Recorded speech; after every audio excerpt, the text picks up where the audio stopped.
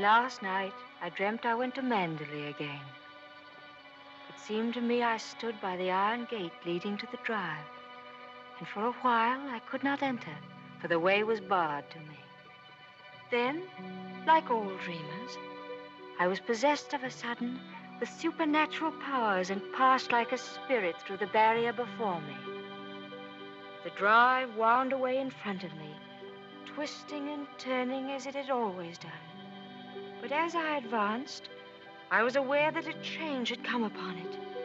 Nature had come into her own again, and little by little had encroached upon the drive with long, tenacious fingers. On and on wound the poor thread that had once been our drive. And finally, there was Manderley. Manderley, secretive and silent.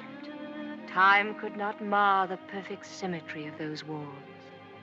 Moonlight can play odd tricks upon the fancy, and suddenly it seemed to me that light came from the windows.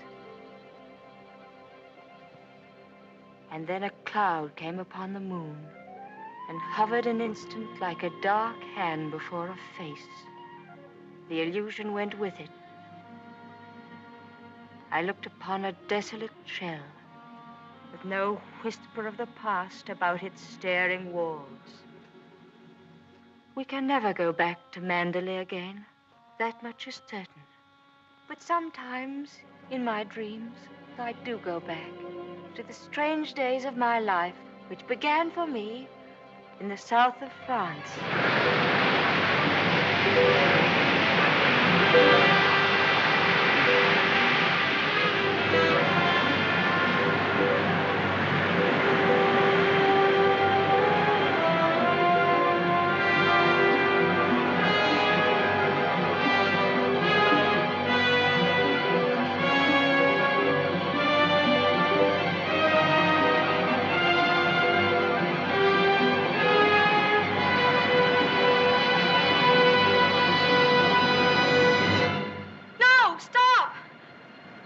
What the devil are you shouting about?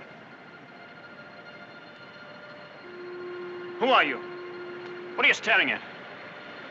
I'm sorry, I didn't mean to stare, but I only thought... Oh, you did it. Well, what are you doing here? I was only walking. Well, get on with your walking. Don't hang about here screaming.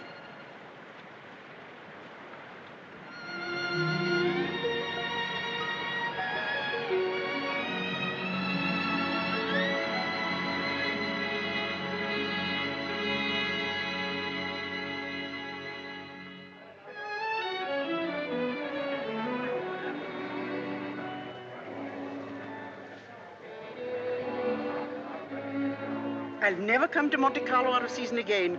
Not a single well-known personality in the hotel. Stone cold. Waiter, garçon, call him. Tell him to get me some... Why, it's Max de Winter. How do you do?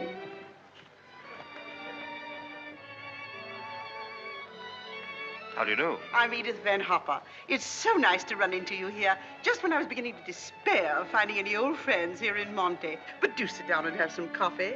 Mr. de Winter's having some coffee with me. Go and ask the stupid waiter for another cup. I'm afraid I must contradict you. You shall both have coffee with me. Garçon, let me see. Coffee, please. Cigarette? No, thank you. You know, I recognized you just as soon as you came in, though I haven't seen you since that night at the casino at Palm Beach. Perhaps you don't remember an old woman like me. Are you playing the tables much here at Monte? No, I'm afraid that sort of thing ceased to amuse me years ago.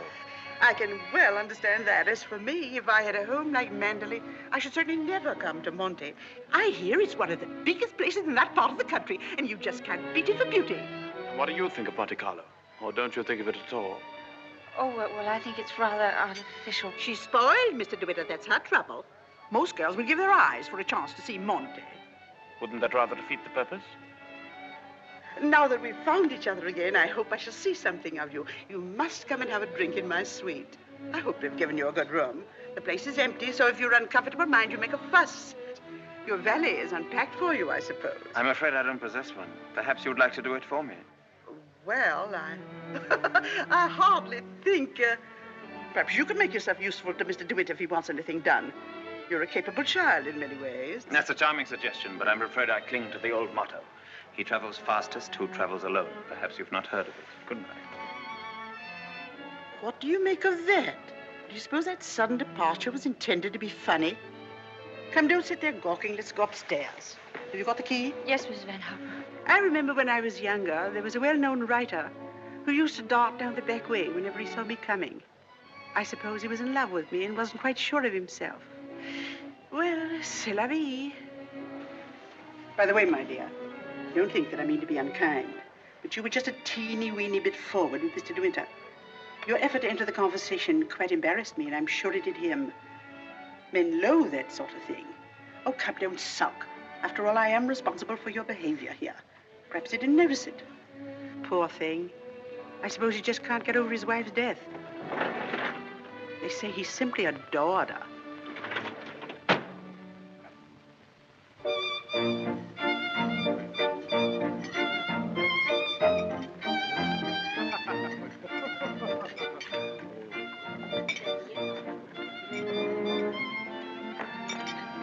Louis, prenez la commande. How awkward of me. What a stupid thing to do. Oh, I'm so sorry. Please don't bother. It doesn't really matter. Oh, leave that, leave that. Go and lay another place at my table. Mademoiselle will have lunch with me. Oh, but I couldn't possibly. Why not? Oh, well, please don't be polite. It's very kind of you, but I'll be all right if they just change the cloth. I wasn't being polite. I should have asked you to have lunch with me, even if we hadn't upset the vase so clumsily. Come along. We needn't talk to each other if we don't feel like it. Well, thank you very much.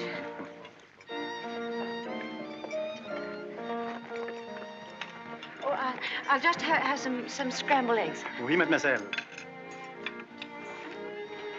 What's happened to your friend? Oh, she's ill in bed with a cold. I'm sorry I was so rude to you yesterday. The only excuse I can offer is that I've become boorish through living alone. You weren't really. You simply wanted to be alone and... Tell me, is Mrs. Van Hopper a friend of yours or just a relation? No, she's my employer. I'm what is known as a paid companion. I didn't know companionship could be bought. I looked up the word companion in the dictionary once. It said, a friend of the bosom. I don't envy you the privilege. Well, she's very kind, really, and I have to earn my living. Haven't you any family? No, my mother died years and years ago, and then there was only my father, and he died last summer. And then I took this job. How rotten for you. Yes, it was rather, because, you see, we got on so well together. You and your father? Yes, he was a lovely person, very unusual. What was he? A painter. Ah, was he a good one?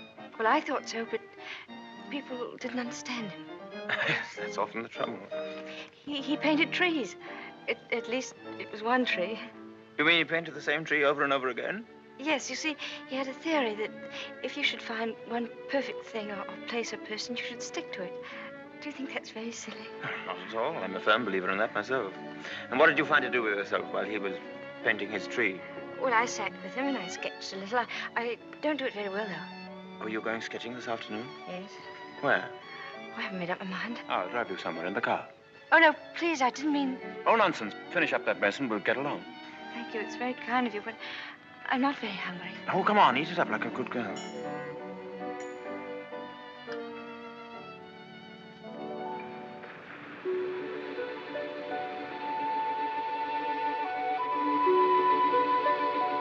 You've taken long enough for that sketch. I shall expect a really fine work of art.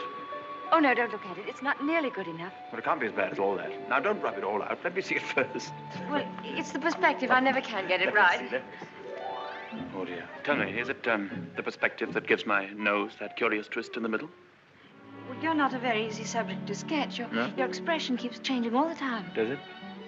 Well, I'd concentrate on the view instead if I were you. Much more worthwhile. Rather reminds me of our coastline at home. Do you know Cornwall at all? Yes, I went there once with my father on holiday. I was in a shop once, and I saw a postcard with a beautiful house on it right by the sea.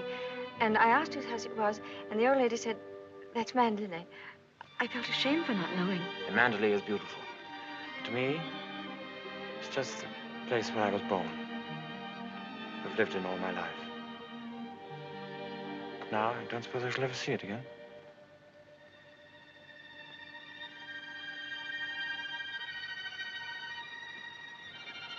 We're lucky not to be home during the bad weather, aren't we?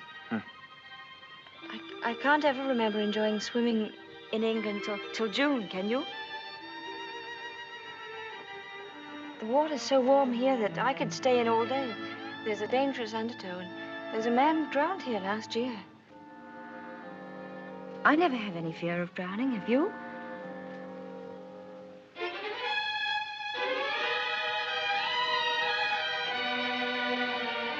Come, I'll take you home.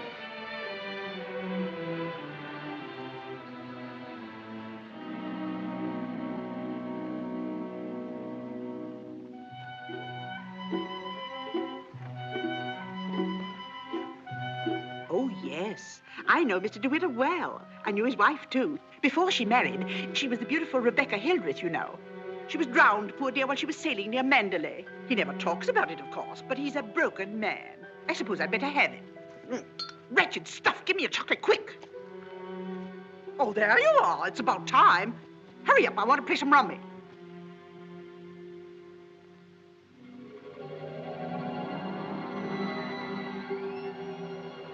She was the beautiful Rebecca Hildreth, you know. They say he simply adored her. She was the beautiful Rebecca Hildreth, you know. I suppose he just can't get over his wife's death. She was the beautiful Rebecca Hildreth, you know.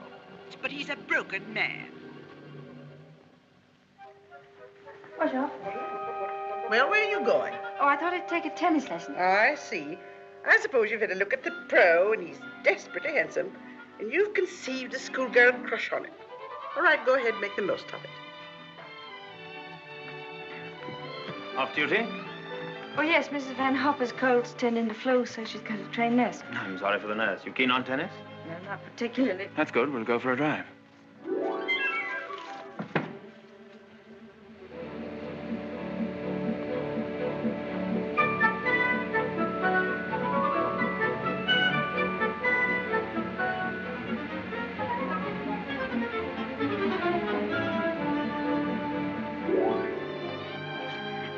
Good afternoon, Mrs. Van Hoff. How are you feeling?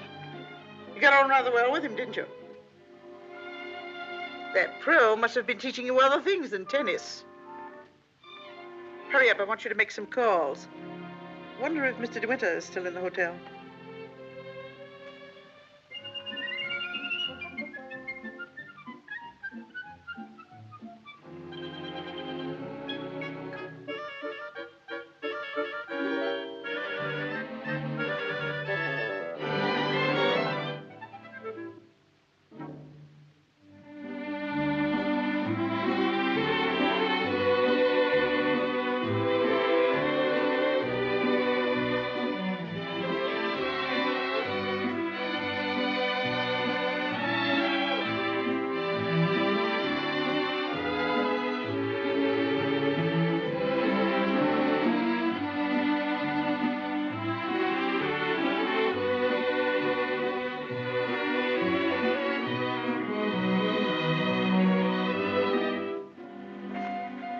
May I go now?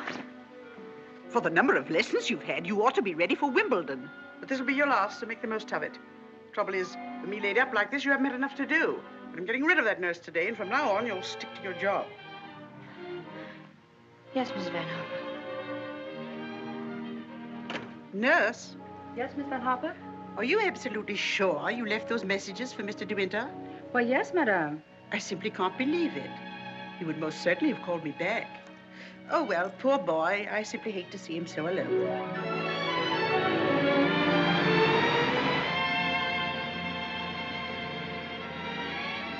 You know, I wish there could be an invention that bottled up the memory like perfume, and it never faded, never got stale. And then whenever I wanted to, I could uncork the bottle and live the memory all over again. And what particular moment in your young life would you want to keep? Oh, all of them, all these last few days. I feel as though I'd collected a whole shelf full of bottles. Sometimes, you know, those little bottles contain demons that have a way of popping out at you just as you're trying most desperately to forget.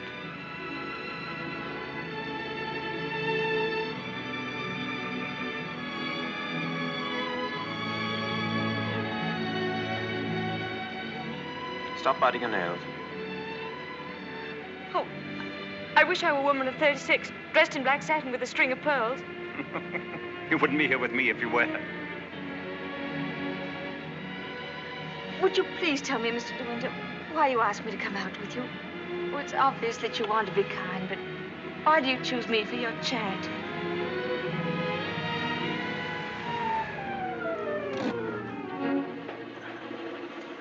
I asked you to come out with me because I wanted your company. You've blotted out the past for me more than all the bright lights of Monte Carlo. But if you think I just asked you out of kindness or charity, you can leave the car now and find your own way home. Go on, open the door and get out.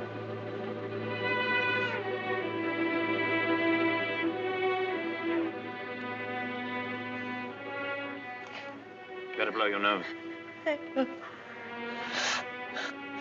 Please don't call me Mr. De Winter. I've a very impressive array of first names. George, Fortescue, Maximilian. But you needn't bother with them all at once. My family call me Maxim. And another thing. Please promise me never to wear black satin or pearls. Or to be 36 years old. Yes, Maxim.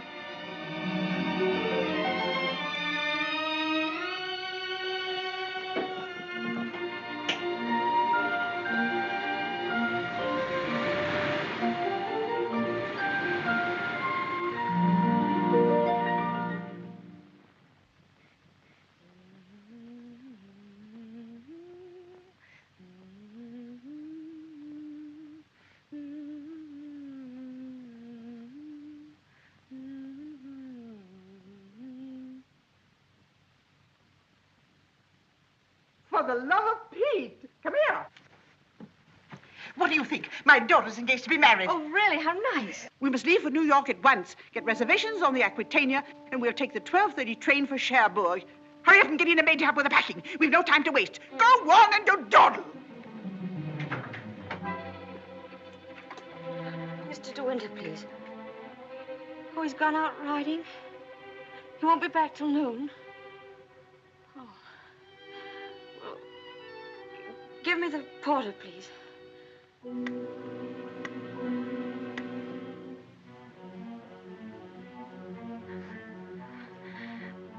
I'll go and see if there's anything left in my room.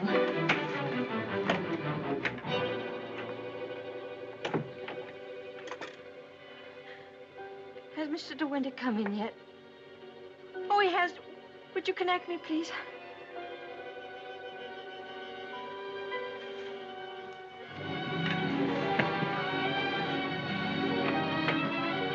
Oh, I was looking for my book. I suppose I've packed it. Well, come on. The car's waiting at the door.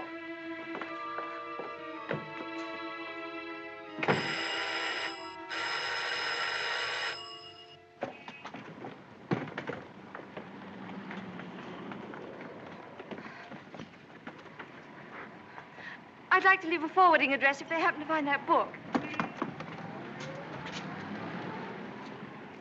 Would you ring Mr. De Winter, please? Yes, madame. 182.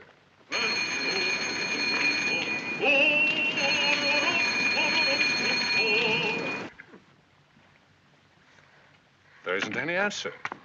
Thank you. Tell her to hurry up. Yes, madam. I was looking for Mr. de Winter. Mr. de Winter just ordered breakfast in his room, mademoiselle.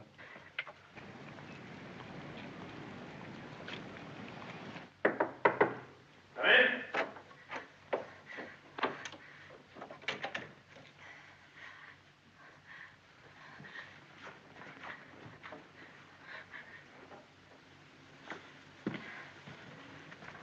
Hello. What are you doing here? Anything the matter? I've come to say goodbye. We're going away. What on earth are you talking about? It's true, we're going now, and I was afraid I wouldn't see you again.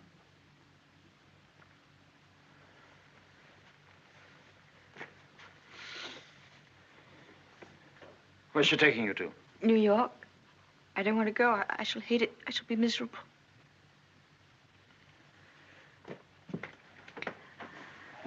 I'll dress in here. I shan't be long. Which would you prefer? New York or Manderley? Oh, please don't joke about it. Mrs. Van Hopper's waiting, and I'd better say goodbye now. I repeat what I said. Either you go to America with Mrs. Van Hopper, or you come home to Manderley with me. You mean you want a secretary or something? I'm asking you to marry me, you little fool.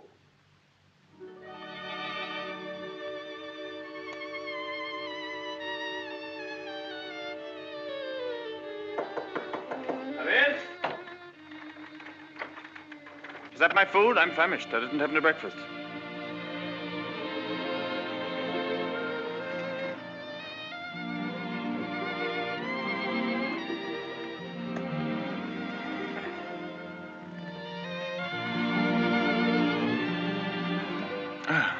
My suggestion didn't seem to go at all well. Sorry. Oh, but you don't understand. It's that well, I'm not the sort of person men marry. What on earth do you mean? I don't belong in your sort of world, for one thing. Well, what is my sort of world? Oh, well, Manderley, you know what I mean. Well, I'm the best judge of whether you belong there or not. Of course, if you don't love me, that's a different thing. Fine blow to my conceit, that's all. Oh, I do love you. I love you most dreadfully. I've been crying all morning because I thought I'd never see you again.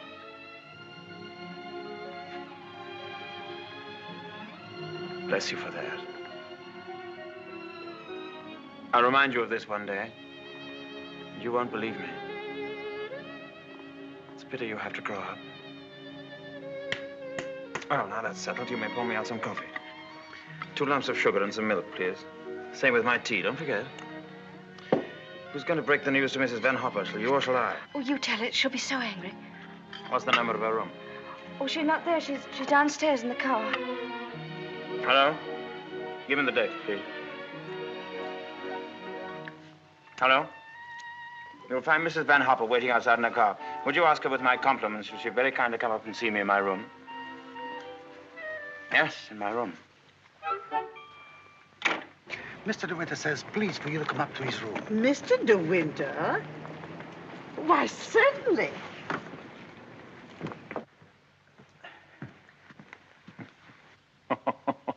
This isn't at all your idea of a proposal, is it? It should be in a conservatory. You in a white frock with a red rose in your hand, and a violin playing in the distance, and I should be making violent love to you behind a palm tree. Poor darling. Never mind. Oh, I don't mind. Don't worry, don't worry. You won't have to say a word. I'm so glad you called me, Mr. de Winter. I was making a hasty departure. It was so rude of me not to let you know. But a cable came this morning announcing that my daughter is engaged to be married. That's rather a coincidence, Mrs. Van Hopper. I asked you up here in order to tell you of my engagement. You don't mean it? Oh, how perfectly wonderful. How romantic. Who is the lucky lady? I apologize for depriving you of your companion in this abrupt way. I do hope it won't inconvenience you too greatly. When did all this happen? Just now, Mrs. Van Hopper. Just a few minutes ago. I simply can't believe it. And I suppose I ought to scold you for not having breathed a word of all of this to me. What am I thinking of? I shall give you both my congratulations and my blessings. I'm very happy for you both. When and where is the wedding to be? Here, as soon as possible. A whirlwind romance. Splendid. I could easily postpone my sailing for a week. This poor child has no mother, so I shall take responsibility for all the arrangements. Trousseau, reception, and everything, and I'll give the bride away. My luggage. Go down and tell the porter to take everything out of the car. Just a minute. We're most grateful, Mrs. Van Hopper, but I think we'd both prefer to have it all as quiet as possible. And I couldn't possibly allow you to change your sailing plans. Oh, but... No. Dear, I'll go down and see that your luggage is brought back. Thank you, Maxim. So this is what's been happening during my illness.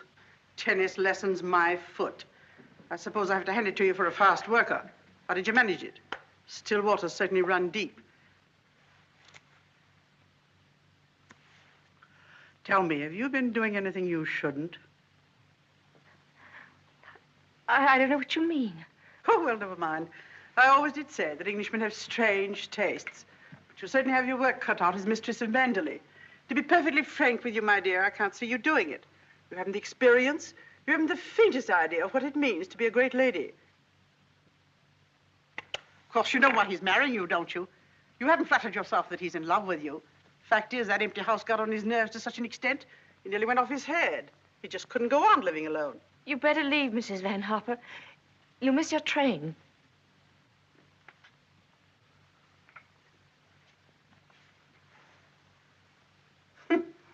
Mrs. de Winter. Goodbye, my dear, and good luck.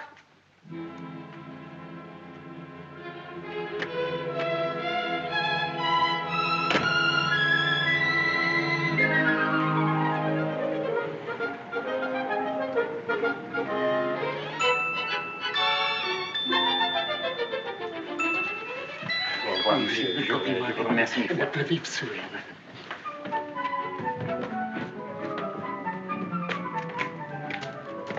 Monsieur, vous avez oublié votre carnet de mariage. Oh, What did he say? He says I've forgotten the proof that we're married. Oh, good heavens.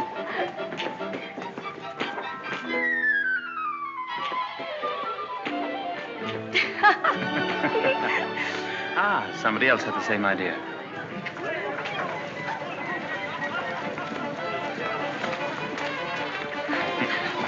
Isn't she sweet? Yes. You'd have liked a bridal veil, wouldn't you? Or at least... Madame, combien ça fait? Tous les deux. Je vous remercie. Yes. Oh, Max, how lovely. Oh, how perfectly lovely. Oh, perfectly lovely.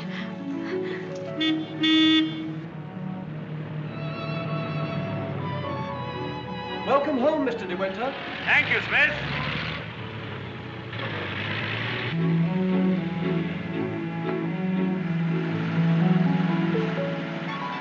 Cold, darling? Yes, just a little bit. There's no need to be frightened, you know. Just be yourself and they'll all adore you.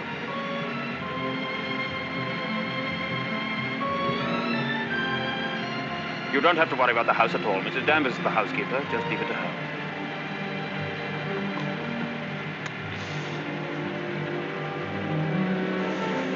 Hello. Starting to rain. Better hurry up. Here, have this. Put it over your head. Thank you.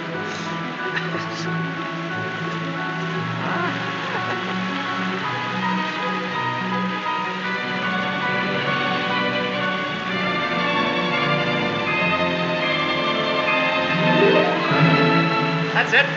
That's Manderley.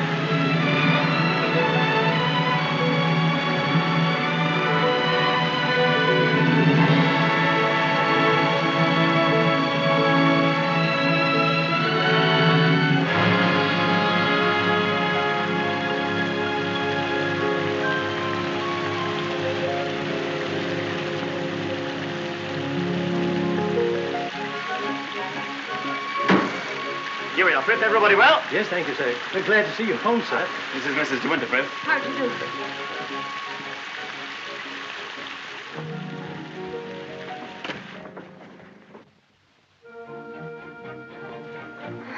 I didn't expect the whole staff to be in attendance. Mr. Danvers' orders, sir.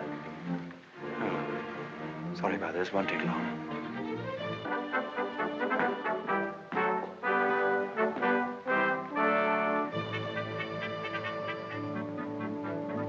This is Mrs. Danvers.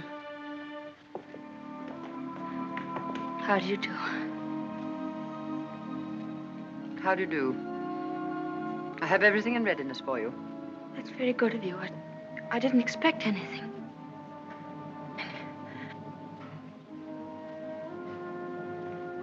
I think we'd like some tea, Frith. Ready in the library, sir. Come along, darling.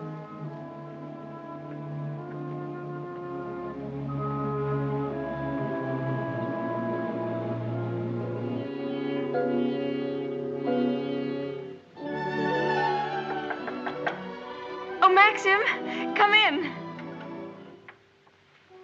Oh, good evening, Mrs. Danvers. Good evening, madam.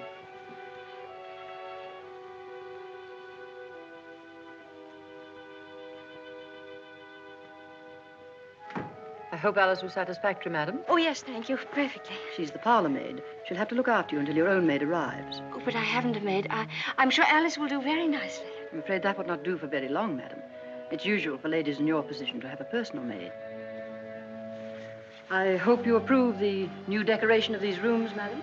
Oh, I didn't know it'd been changed. I hope you haven't been to too much trouble. I only followed out Mr. de Winter's instructions. Oh, well, what did it look like before? It had an old paper and different hangings. It was never used much, except for occasional visitors. Oh, then it wasn't Mr. de Winter's room originally. No, madam. He's never used the east wing before. Of course, there's no view of the sea from here. The only good view of the sea is from the west wing. The room's very charming, and I'm sure I'll be comfortable. If there's anything you want done, madam, you have only to tell me. I suppose you've been at Manderley for many years, longer than anyone else. Not so long as Frith. He was here when the old gentleman was living, when Mr. de Winter was a boy. Oh, I see. And you didn't come till after that? I came here when the first Mrs. de Winter was a bride.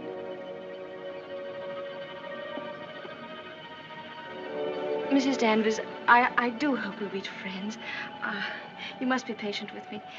This sort of life is new to me, and I do want to make a success of it and make Mr. de Winter happy, so I know I can leave all the household arrangements to you. Very well.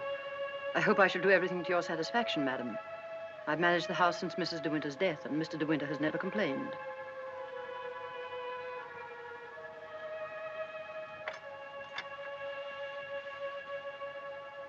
I think I'll go downstairs now.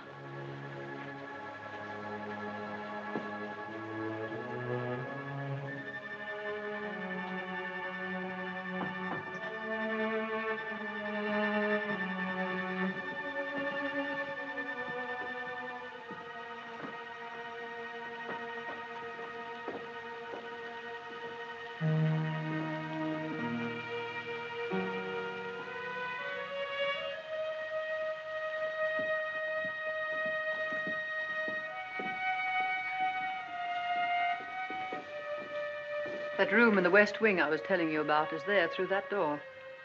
It's not used now. It's the most beautiful room in the house. The only one that looks down across the lawns to the sea. It was Mrs. de Winter's room.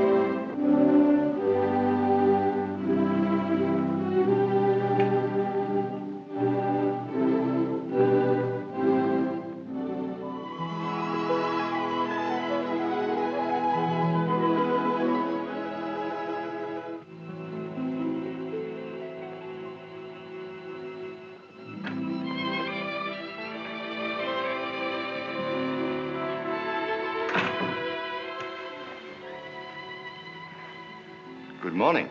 Good morning. You're Mrs. de Winter, aren't you? Yes. My name's Crawley. I manage the estate for Maxim. Awfully glad to meet you. There's a fearful lot of stuff piled up while Maxim was away. Yes, I'm sure there must have been. I do wish I could help with some of it. Oh, no. Frank never allows anybody to help him. He's like an old mother hen with his bills and rents and taxes. Come on, Frank, we must go over these estimates. I'll get my papers. You'll find quantities of breakfast over there, but you must eat it all or cook will be mortally offended. Well, I'll do my best, Maxim. I have to go over the place with Frank just to make sure that he hasn't lost any of it. You'll be all right, won't you? Getting acquainted with your new home. Have a look at the Times. There's a thrilling article on what's the matter with English cricket. Oh, yes. My sister Beatrice and her husband, Giles Lacey, have invited themselves over for lunch. Today? Yes. I suppose the old girl can't wait to look you over. You'll find her very direct. If she doesn't like you, she'll probably tell you so to your face. Don't worry, darling. I'll be back in time to protect you from her. Goodbye, darling. Goodbye, Maxim. Goodbye. Goodbye.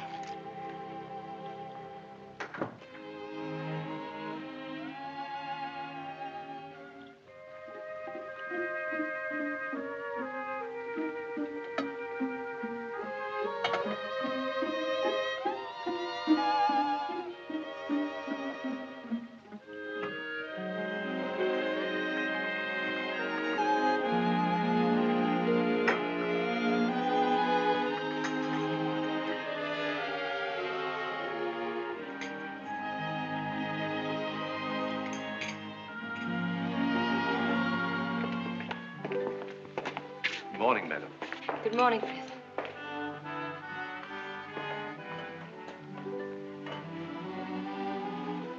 Isn't there anything I could get for you, madam? Oh, no, thank you, Frith. I'm really not very hungry. Thank you. The paper, madam. Oh, yes, thank you, Frith.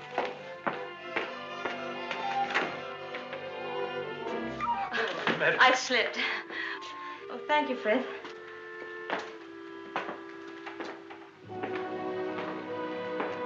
It's big, isn't it? Yes, madam. Manderley is a big place. This was the banquet hall in the old days. It is still used on great occasions, such as a big dinner or a ball. And the public is admitted here, you know, once a week. That's nice.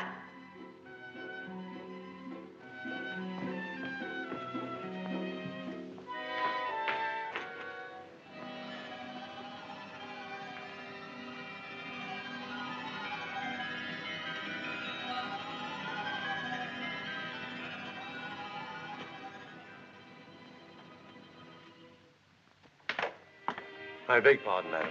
I'm afraid the fire is not usually lit in the library until the afternoon, but you'll find one in the morning room. Of course, if you wish this fire lit now, madam. Oh, no, Frith, I wouldn't dream. Mrs. de Winter, I mean the late Mrs. de Winter always did her correspondence and telephoning in the morning room, after breakfast. Thank you, Frith.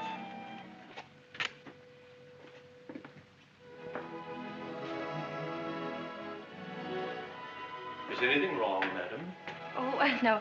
Which way is the morning room? Oh, it's that door there, on the left. Oh, yes, thank you.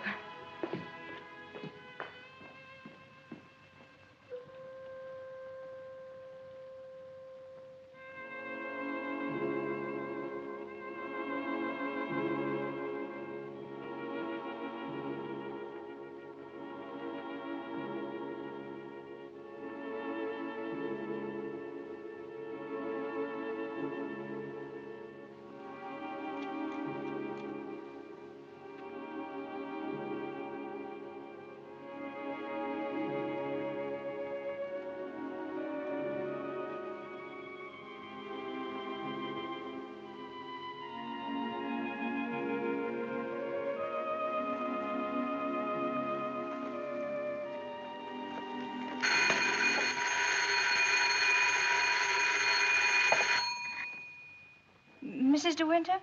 Oh, I'm afraid you've made a mistake. Mrs. de Winter's been dead for over a year.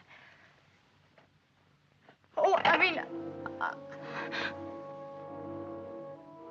Oh, that was the house telephone, madam. Probably the head gardener wishing instructions.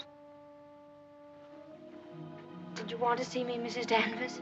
Mr. de Winter informed me that his sister, Mrs. Lacey, and Major Lacey are expected for luncheon. I'd like to know if you approve of the menu. Oh, well, I'm sure it's very suitable, very nice indeed. You'll notice, madam, that I've left a blank space for the sauce. Mrs. de Winter was most particular about sauces. Let's have whatever you think that Mrs. de Winter would have ordered.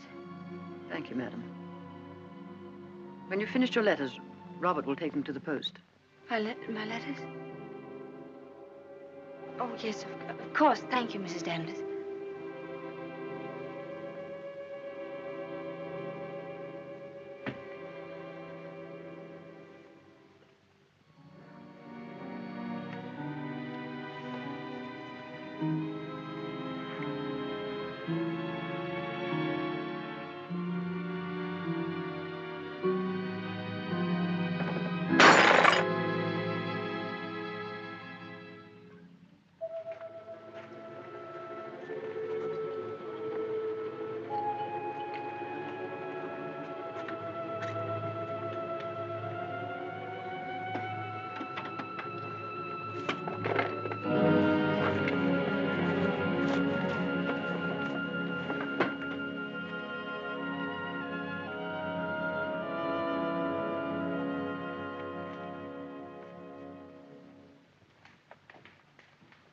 How are you, Frith?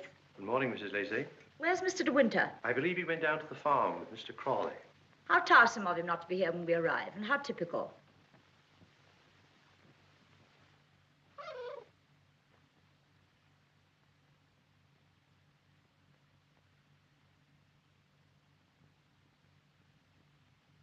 I must say old Danvers keeps the house looking lovely. She certainly learned that trick of arranging flowers from Rebecca. I wonder how she likes it now, being ordered about by an ex-chorus girl. Now, where on earth did you get the idea she's an ex-chorus girl? He picked her up in the south of France, didn't he? What if he did? Well, I mean to say, there you are.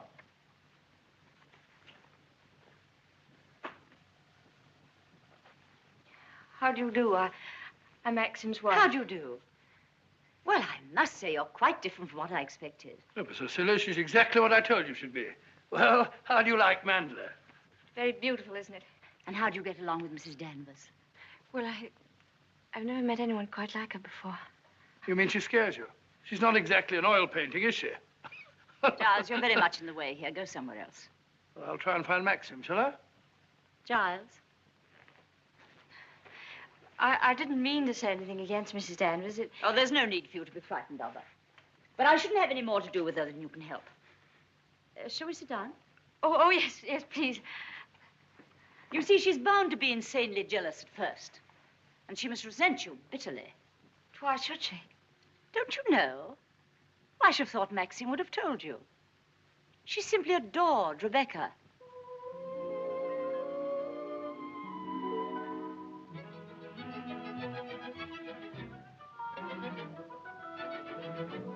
How are you, Robert? Quite well, thank you, madam. Still having trouble with your teeth? Unfortunately, yes, madam. You should have them out. All of them.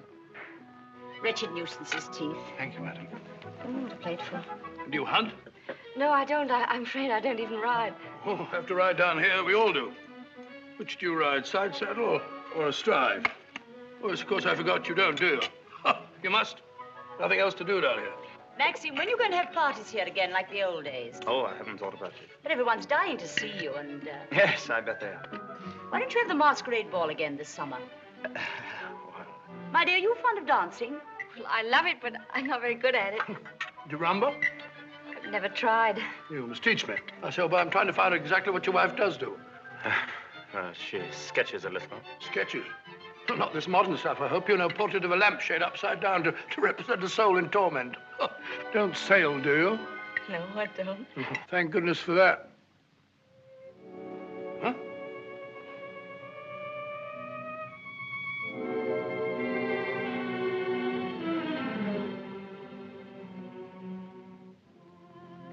You're very much in love with Maxim, aren't you? Yes, I can see you are. Don't mind my saying so, but why don't you do something about your hair? Why don't you have it cut or sweep it back behind your ears? Oh, no, that's worse. What does Maxim say about it? Does he like it like that? Well, he never mentions it. Oh, well, don't go by me. I can see by the way you dress you don't care a hoot how you look. But I wonder Maxim hasn't been at you. He's so particular about clothes. I don't think he ever notices what I wear. Oh, well, he must have changed a lot then. You mustn't worry about old Maxim and his moods. One never knows what goes on in that quiet mind of his. Often he gets into a terrible rage. And when he does... But I don't suppose he'll lose his temper with you. You seem such a placid little thing. Come along, old girl. We've got to go on the first tee at 3 o'clock. All right, I'm coming. Oh, goodbye, Maxim, old boy. Goodbye, Giles. Thanks for coming, old boy. Goodbye, my dear. Forgive me for asking you so many rude questions. We both really hope you'll be very happy. Thank you, Beatrice. Thank you very much. And I must congratulate you upon the way Maxim looks. We were very worried about him this time last year. But then, of course, you know the whole story. Goodbye, Beatrice, darling. Goodbye, old boy. Yes, there is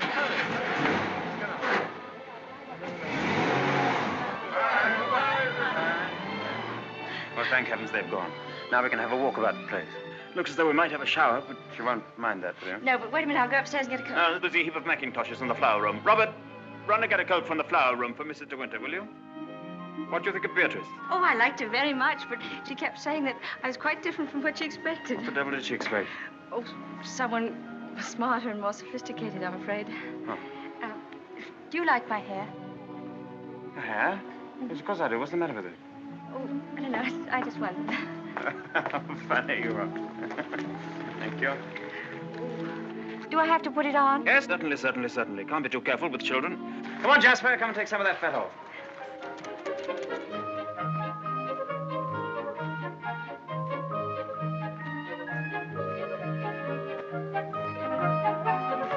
Jasper! Here, not that way. Come here. Where does that lead to? Oh, it leads to a little cove where we used to keep a boat. Oh, let's go down there. Well, no, it's a perfectly dull, uninteresting stretch of sand, just like any other. Oh, please. Well, all right, we'll walk down and take a look if you really want to.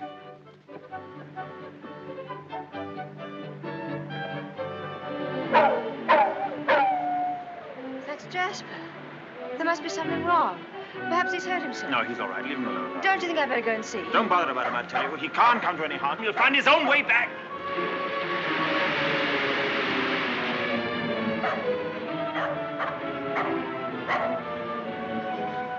Jasper! Jasper! Oh, there you are.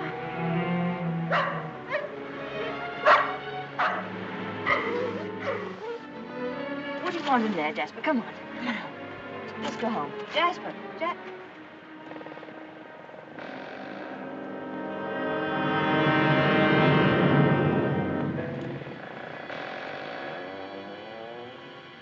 Oh.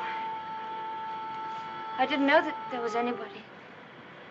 I know that dog. He comes for the house. He ain't yourn. No, he's Mr. de Winter's dog. Have you anything I could tie him with?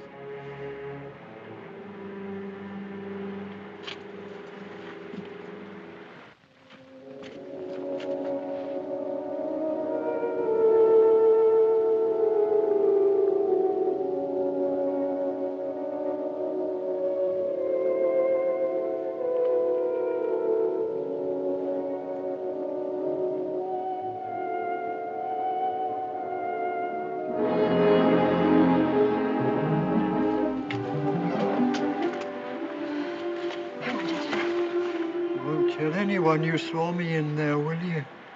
Don't you belong on the estate? I wasn't doing nothing. I was just putting my shells away. She's gone in the sea, ain't she? She'll never come back no more. No, she'll never come back. Come on, Jasper.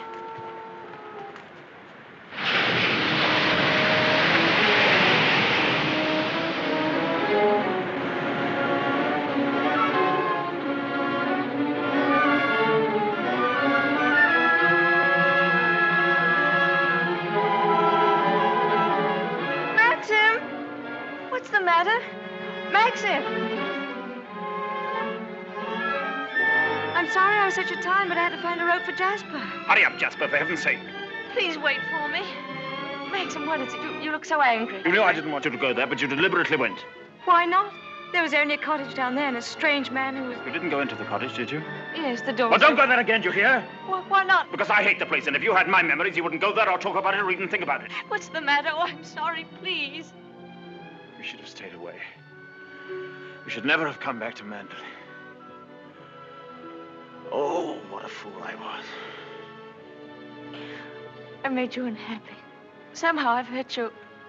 Oh, I can't bear to see you like this. Because I love you so much. Do you? Do you? Ah, I've made you cry. Forgive me. I sometimes seem to fly off the handle for no reason at all. Don't I? Come. We'll go home and have some tea and forget all about it. Yes, let's forget all about it. Here, let me have Jasper.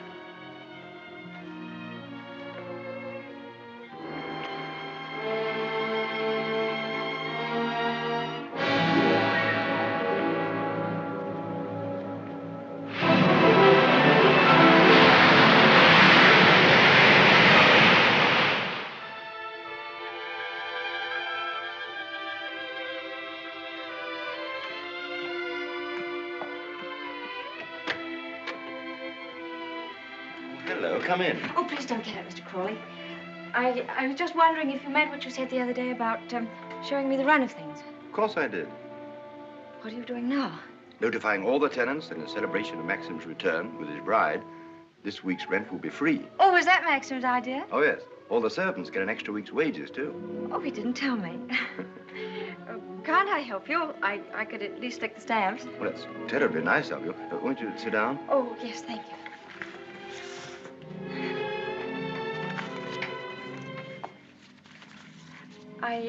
I was down at the cottage on the beach the other day.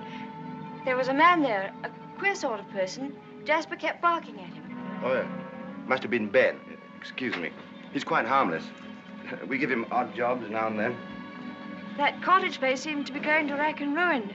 Why isn't something done about it? Well, I think if Maxim wanted anything done about it, he'd tell me. Are those all Rebecca's things down there? Yes. Yes, they are. What did she use the cottage for? The boat used to be moored near there. What boat? What happened to it? Was that the boat she was sailing in when she was drowned? Yes. Capsized and sank. She was washed overboard. Wasn't she afraid to go out like that alone? She wasn't afraid of anything. Where did they find her? Near Edgecombe. About 40 miles up channel, about 2 months afterwards. Maxim went up to identify her. It was horrible for him. Yes, it must have been. Mr. Crawley, please don't think me morbidly curious. It isn't that. It's just that I feel at such a disadvantage. All the time, whenever I meet anyone, Maxim's sister or even the servants, I know they're all thinking the same thing. They're all comparing me with her, with Rebecca. Oh, you mustn't think that. I can't tell you how glad I am that you married Maxim. It's going to make all the difference to his life. And from my point of view, it's very refreshing to find someone like yourself who's not entirely in tune, shall we say, with Manderley. That's very sweet of you. I dare say I've been stupid, but every day I realize the things that she had and that I lacked.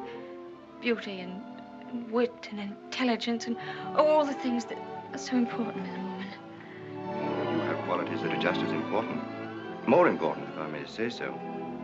Kindness and sincerity and, if you'll forgive me, modesty mean more to a husband than all the wit and beauty in the world. We none of us want to live in the past. Maxim least of all. It's up to you, you know, to lead us away from it. I promise you I won't bring this up again, but before we end this conversation, would you answer just one more question?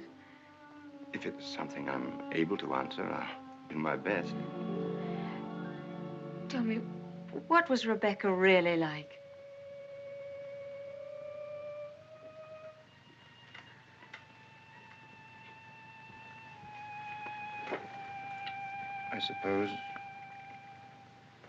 I suppose she was the most beautiful creature I ever saw.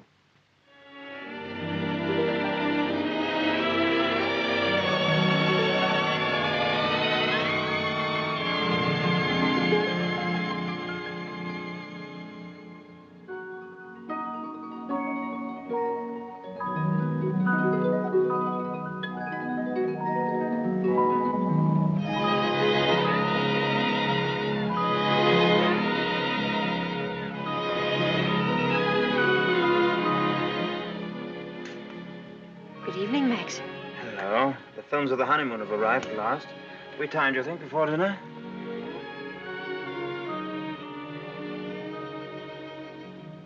What on earth have you done to yourself? Oh, nothing. I just ordered a new dress from London. I hope you don't mind. Oh, no. Well, do you think there's something's right for you? Doesn't seem your type at all. I thought you'd like it. And what have you done to your hair? Oh, I see. Oh, dear, oh, dear, oh, dear. I'm sorry. You look lovely, lovely. It's very nice for a change. Shall we see these pictures? Yes, I'd love to see them.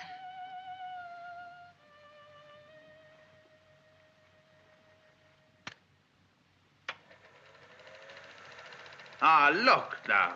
Oh, look at that. Wasn't it wonderful, darling? Can't we go back there someday? Yes, of course, of course. Ah, look at you. Won't our grandchildren be delighted when they see how lovely you were? Oh, look at you. Yes. Oh, I see. Oh, I like that. Look at that. That's very nice. Oh, remember that. Yes. Oh, I wish our honeymoon could have lasted forever, Maxim. Oh, dash it, look. Oh, hang it. Threaded it up wrong, as usual, or something. Yes, Frith, what is it? Excuse me, sir. May I have a word with you? Yes. Come in. It's about Robert, sir.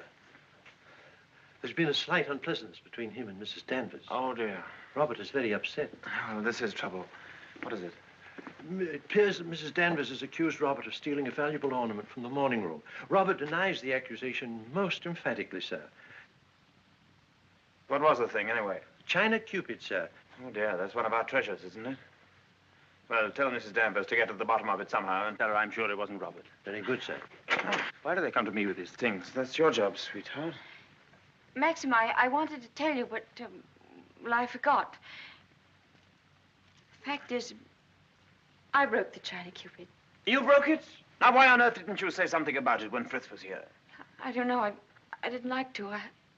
I was afraid he'd think me a fool. Well, you think you're much more of a fool now. You'll have to explain to him and Mrs. Danvers. Oh, no, Maxim. You do it. I'll go upstairs. Don't be such a little idiot, darling. Anybody would think you were afraid of them.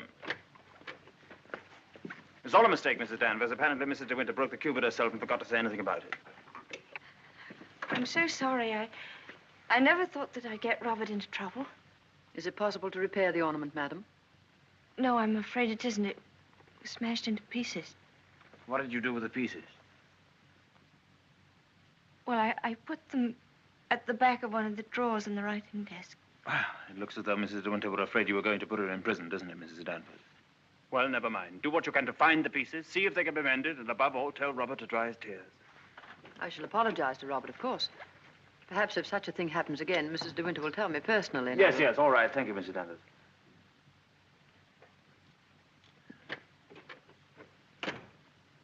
Well, I suppose that clip will hold all right. I don't know.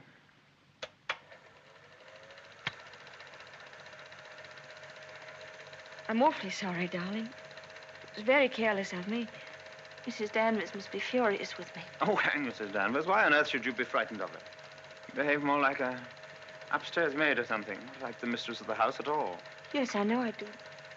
But I feel so uncomfortable. I try my best every day, but it's very difficult with people looking me up and down as if I were a prize cow. Well, what does it matter if they do? You must remember that life at Manderley is the only thing that interests anybody down here. What a slap in the eye I must have been to them then. I suppose that's why you married me. Because you knew I was dull and gauche and inexperienced, and there could never be any gossip about me. Gossip? What do you mean? I don't know. I just said it for something to say. Don't look at me like that. Maxim, what's the matter? What have I said?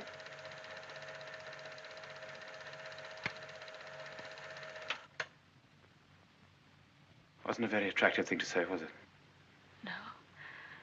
It was rude, hateful.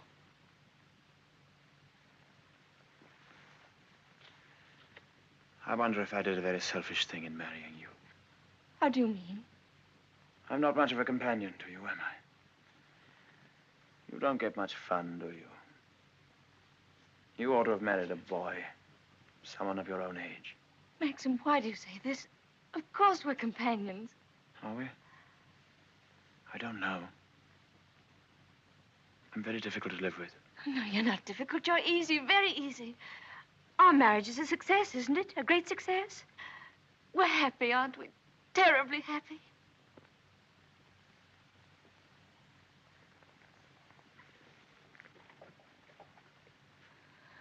If you don't think we are happy, it would be much better if you didn't pretend. I'll go away. Why don't you answer me? How can I answer you when I don't know the answer myself? If you say we're happy, let's leave it at that. Happiness is something I know nothing about.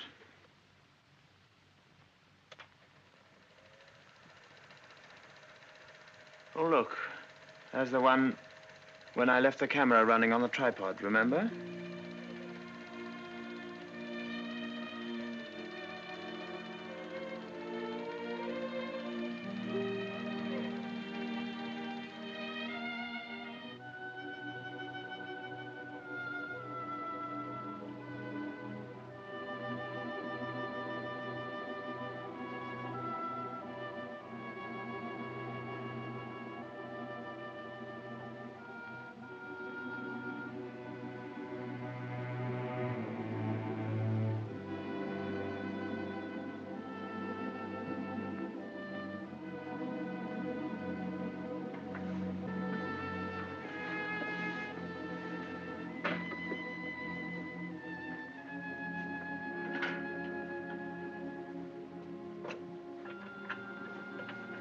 Pardon me, madam. Is there anything I can do for you? Yes, I'm all right, Hilda.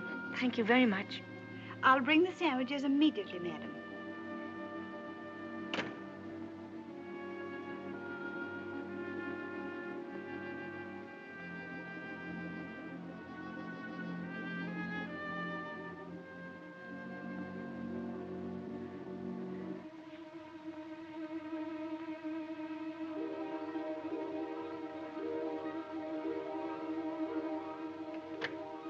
Hilda, Yes, madam? the West Wing. Nobody ever uses it anymore, do they? No, madam. Not since the death of Mrs. de Winter.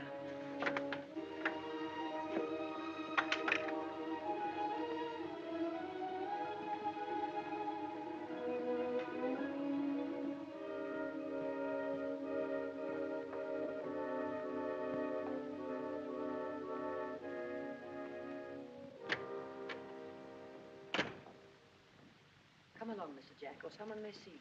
Well, Danny, old Harvey, it's been good to see you again. It's been simply breathless to pick up all the news.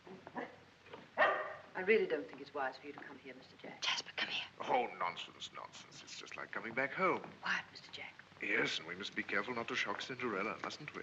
She's in the morning room. If you leave through the garden door, she won't see you. I must say I feel a little like the poor relation sneaking around through back doors. Well, toodaloo, Danny. Goodbye, Mr. Jack. And please be careful.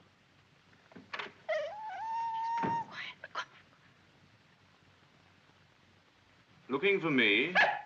Oh, I didn't make you jump, did I? No, of course not. I didn't quite know who it was. Yes. You're pleased to see me, aren't you, old boy? I'm glad there's someone in the family to welcome me back to Manderley. And, how is dear old Max? Very well, thank you. I hear he went up to London, left his little bride all alone. It's too bad. Isn't he rather afraid that somebody might come down and carry you off? Danny, All your precautions were in vain. The mistress of the house was hiding behind the door. Oh, what about presenting me to the bride? This is Mr. Favell, madam. How do you do? How do you do? Well, won't you have some tea or something? Well, now, isn't that a charming invitation? I've been asked to stay to tea, Danny, and I have a good mind to accept. Oh, well, perhaps you're right. Pity, just we're getting on so nicely. We mustn't lead the young bride astray, must we, Jasper? Goodbye. It's been fun meeting you. Oh, and by the way, it would be very decent of you if you didn't mention this little visit to your revered husband. He doesn't exactly approve of me. Very well. That's very sporting of you. I wish I had a young bride of 3 months waiting for me at home. I'm just a lonely old bachelor. Fare thee well. Oh, and I know what was wrong with that introduction. Danny didn't tell you, did she? I'm Rebecca's favorite cousin. Toodaloo.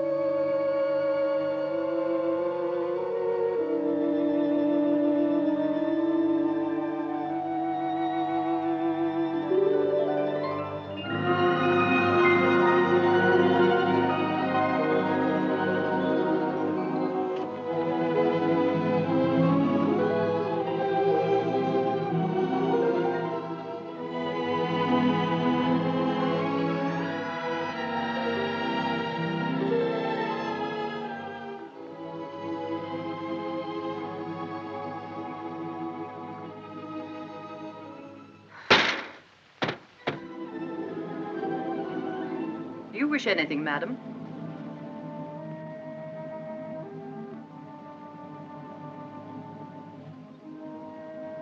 I didn't expect to see you, Mrs. Danvers. I noticed that the window wasn't closed, and I came up to see if I could fasten it. Why did you say that? I closed it before I left the room. You opened it yourself, didn't you? You've always wanted to see this room, haven't you, madam? Why did you never ask me to show it to you? I was ready to show it to you every day.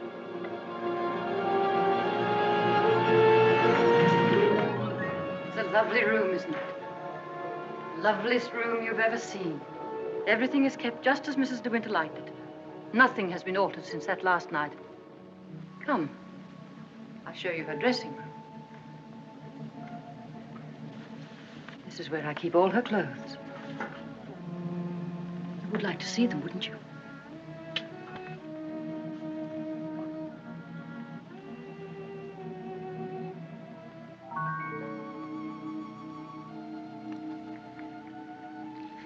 Feel this.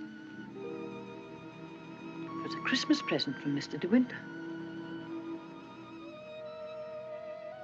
He was always giving her expensive gifts the whole year round.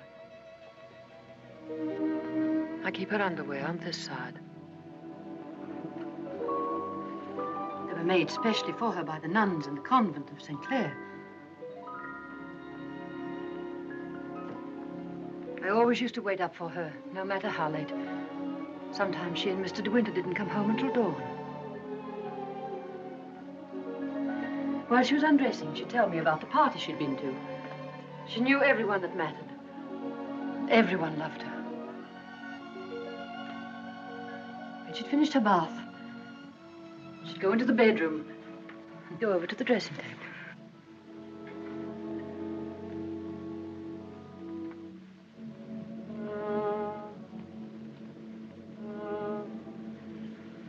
Oh, you've moved her brush, haven't you?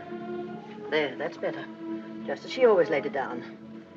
Come on, Danny. Hair drill, she would say. And I'd stand behind her like this and brush away for 20 minutes at a time. And then she would say, "Good night, Danny," and step into her bed.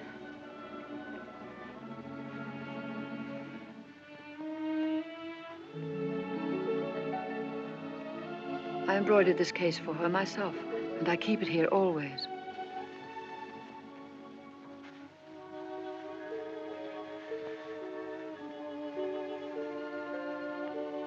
Did you ever see anything so delicate?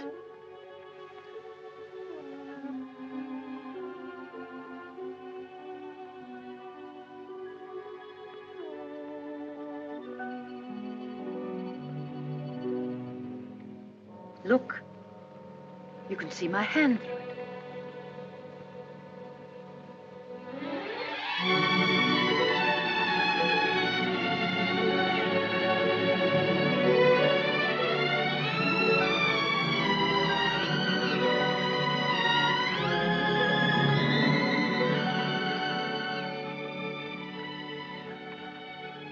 You wouldn't think she'd been gone so long, would you? Sometimes when I walk along the corridor, I fancy I hear her just behind me.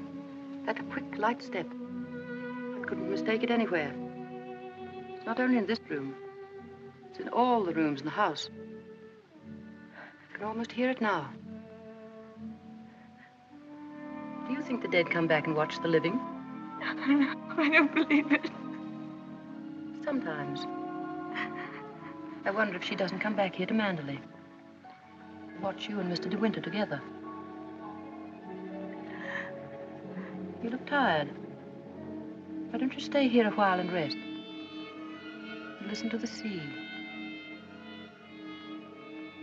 So soothing. Listen to it.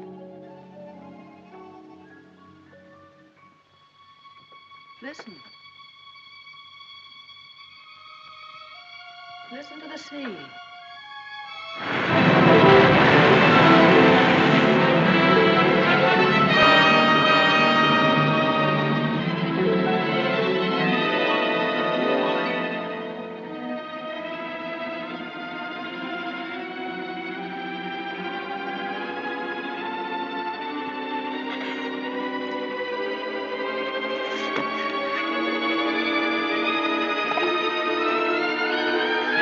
Tell Mrs. Danvers I wish to see her immediately.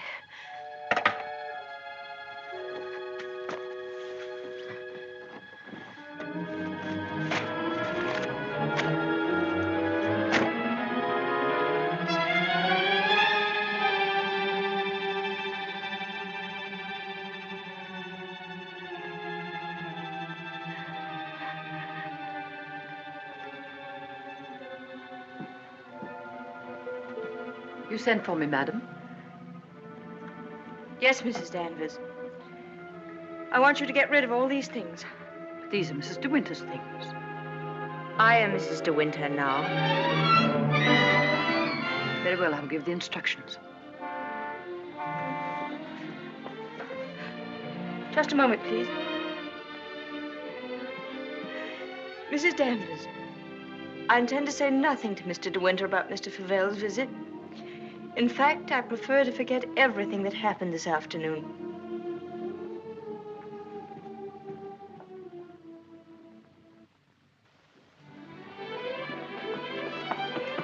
Maxim, you've been gone all day. Choking.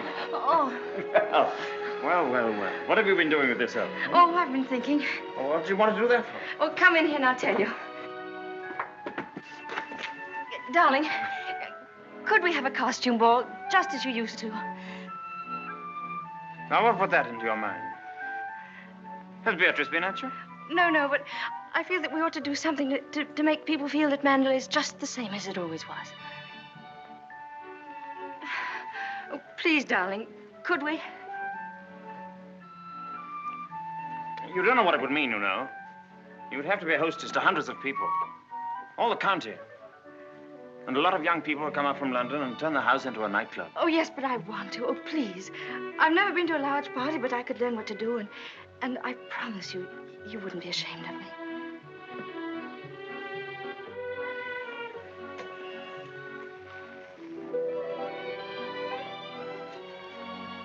All right, if you think you'd enjoy it.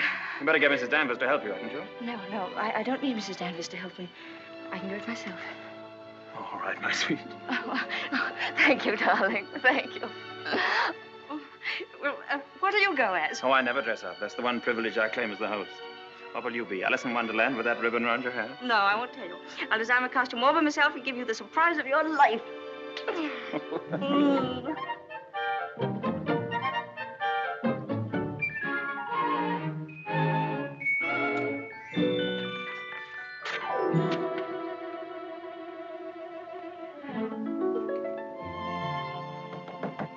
Come in.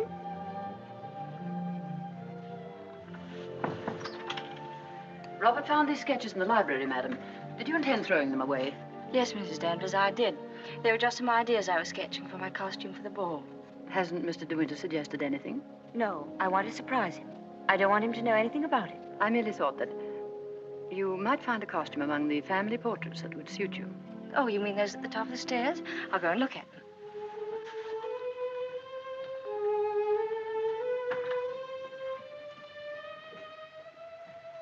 This one, for instance. It might have been designed for you. I'm sure you could have it copied. I've heard Mr. de Winter say that this is his favorite of all the paintings. It's Lady Caroline de Winter, one of his ancestors. Oh, well, that's a splendid idea, Mrs. Danvers. I'm very grateful.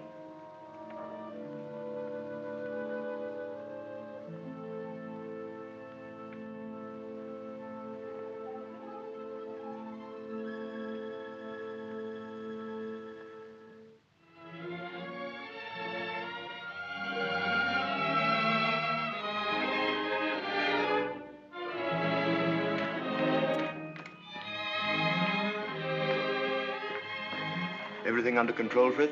Yes, thank you. Excuse me, sir. Are you supposed to be a schoolmaster? Oh, no. This is just my old cap and gown. Certainly makes a very nice costume, sir. And economical, too. Yes, that was the idea.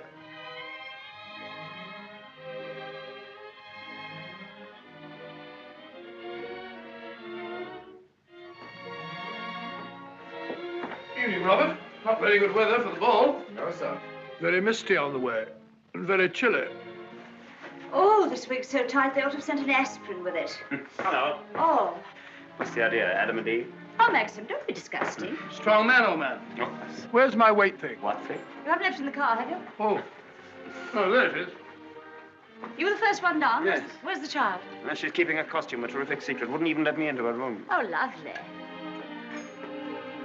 I'll go up and give her a hand. I could do with a drink. Won't you catch cold in that thing? Don't be silly. Pure wool, old boy. Pardon me, sir. You forgot this.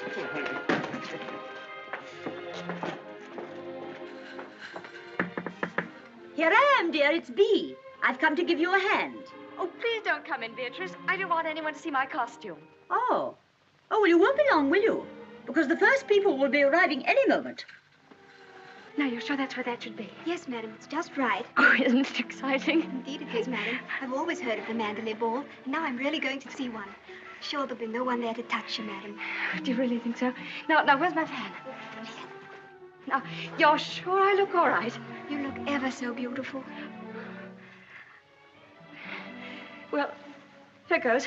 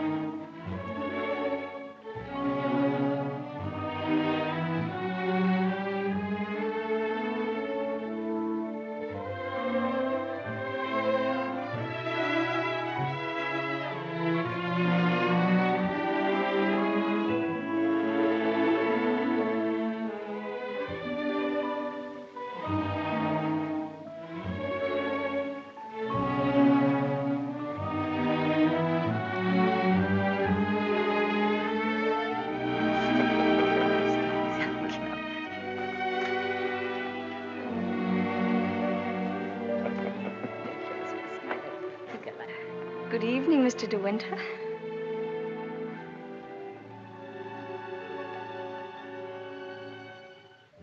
What the devil do you think you're doing? But it's the picture, the one in the gallery. What is it? What have I done? Go and take it off. Doesn't matter what you put on, anything will do. What are you standing there for? Didn't you hear what I said? Sir George and Lady Moore. Dudley Tennant, Admiral and Lady Burbank.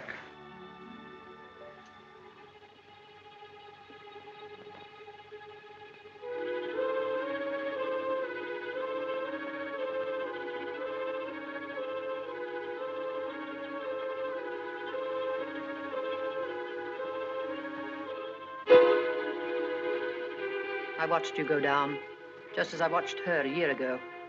Even in the same dress, you couldn't compare. You knew it. You knew that she wore it, and yet you deliberately suggested I wear it. Why do you hate me? What have I done to you that you should ever hate me so? You tried to take her place. You let him marry you. I've seen his face, his eyes. They're the same as those first weeks after she died. I used to listen to him, walking up and down, all night long, night after night, thinking of her, suffering torture because he'd lost her. I don't want to know. I don't want to know. You thought you could be Mrs. de Winter, live in her house, walk in her steps, take the things that were hers, but she's too strong for you. You can't fight her. No one ever got the better of her. Never, never. She was beaten in the end, but it wasn't a man, it wasn't a woman. It was the sea. Oh, stop it, stop it, oh, stop it.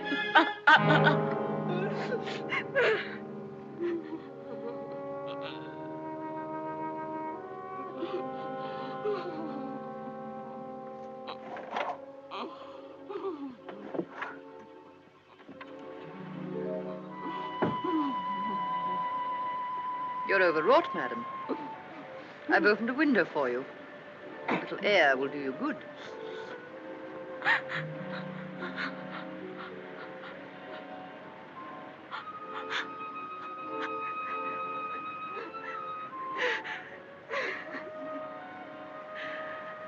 Why don't you go? Why don't you leave Manderley? He doesn't need you.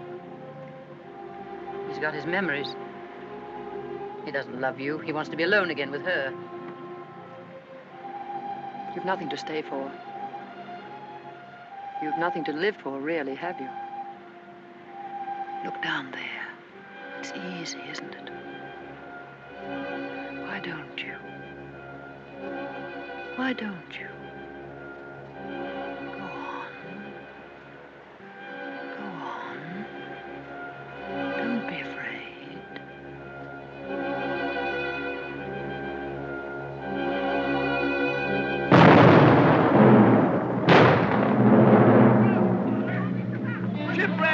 Ship on the rocks!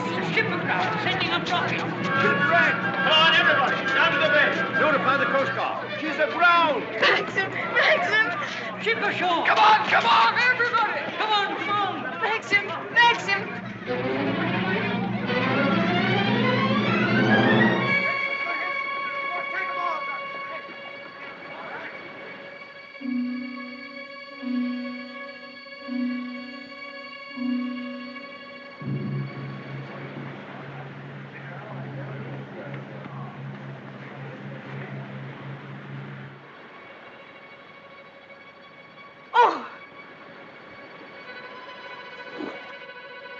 Ben, have you seen Mr. de Winter anywhere? She won't come back, will she? You said so. Who, Ben? What do you mean? Ah, the other one.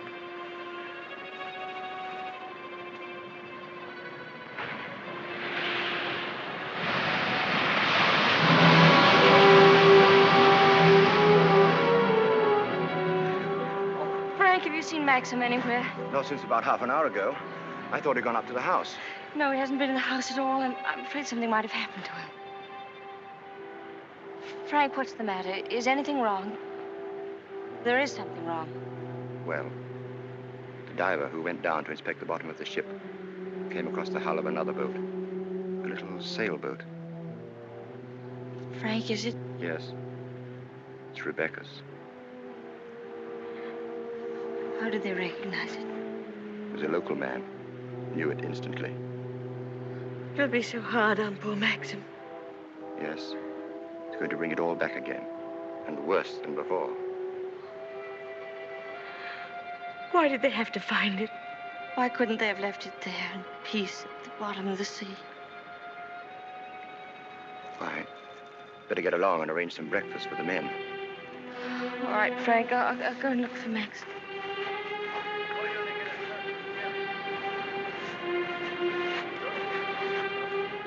Headed for the reef. Runs out quite a way.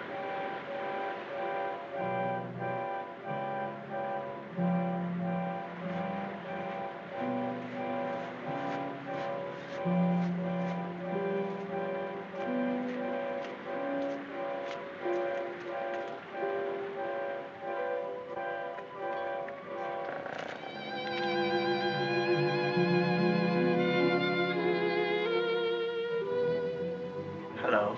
Maxim! You haven't had any sleep. Have you forgiven me? Forgiven you? What have I got to forgive you for? For last night, my stupidity about the costume. Oh, that. I'd forgotten. I was angry with you, wasn't I? Hmm. Maxim, can't we start all over again? I don't ask that you should love me. I won't ask impossible things. I'll be your friend, your companion. I'll be happy with that.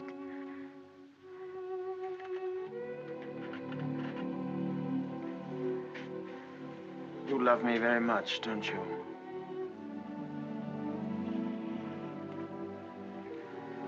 But it's too late, my darling. We've lost our little chance of happiness. No, Maxim, no. Yes. It's all over now.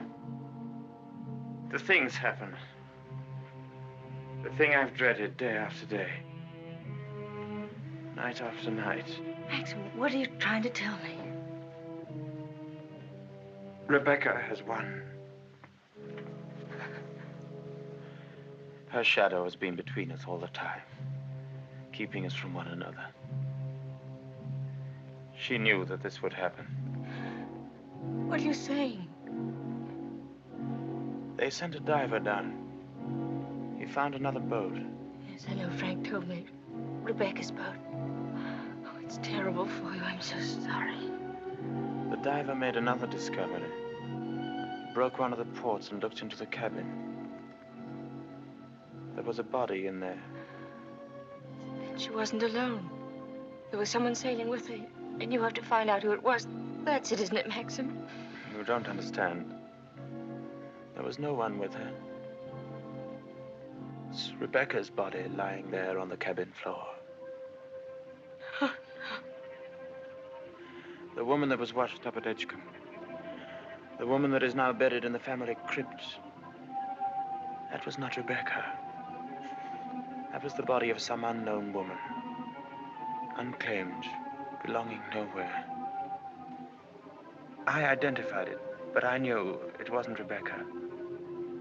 It was all a lie. I knew where Rebecca's body was. Lying on that cabin floor on the bottom of the sea. How did you know, Max? Because I put it there.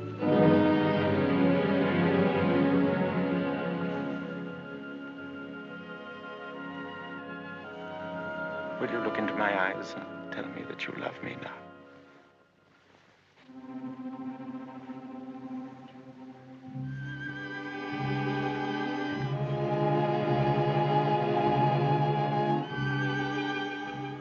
See? I was right. It's too late.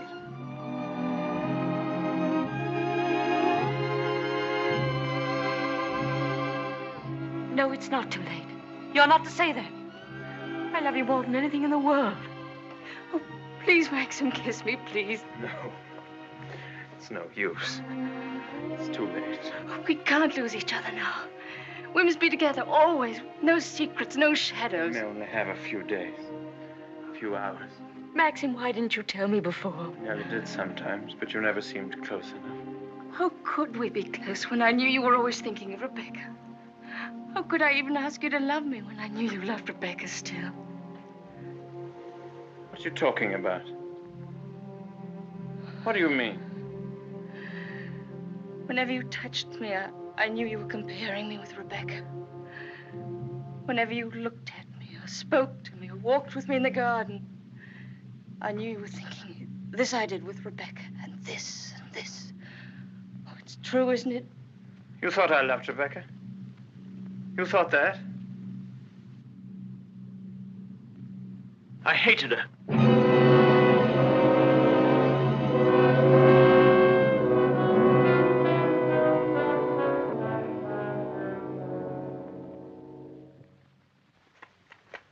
Oh, I was carried away by her. Enchanted by her, as everyone was. And when I was married, I was told I was the luckiest man in the world. She was so lovely, so accomplished, so amusing. She's got the three things that really matter in a wife, everyone said. Breeding, brains, and beauty. And I believed them completely. But I never had a moment's happiness with her. She was incapable of love, or tenderness, or decency. You didn't love her. You didn't love her. Do you remember that cliff where you first saw me in Monte Carlo? Well, I went there with Rebecca on our honeymoon. That was when I found out about her. 4 days after we were married. She stood there laughing, her black hair blowing in the wind, and told me all about herself. Everything. Things I'll never tell a living soul. I wanted to kill her. It would have been so easy. You remember the precipice? I frightened you, didn't I? You thought I was mad. Perhaps I was. Perhaps I am mad. It wouldn't make for sanity, would it? Living with the devil. I'll make a bargain with you, she said. You'd look rather foolish trying to divorce me now after 4 days of marriage. So I'll play the part of a devoted wife, mistress of your precious Manderley. I'll make it the most famous showplace in England, if you like. And people will visit us and envy us and say we're the luckiest, happiest couple in the country. What a grand joke it'll be. What a triumph. I should never have accepted her dirty bargain. But I did. I was younger then and tremendously conscious of the family honor. Family honor. She knew that I'd sacrifice everything rather than stand up in a divorce court and give her away, admit that our marriage was a rotten fraud. You despise me, don't you? As I despise myself. You can't understand what my feelings were. Can you? Of course I can, darling. Of course I can. Well, I kept the bargain, and so did she, apparently. Oh, she played the game brilliantly. But after a while, she began to grow careless.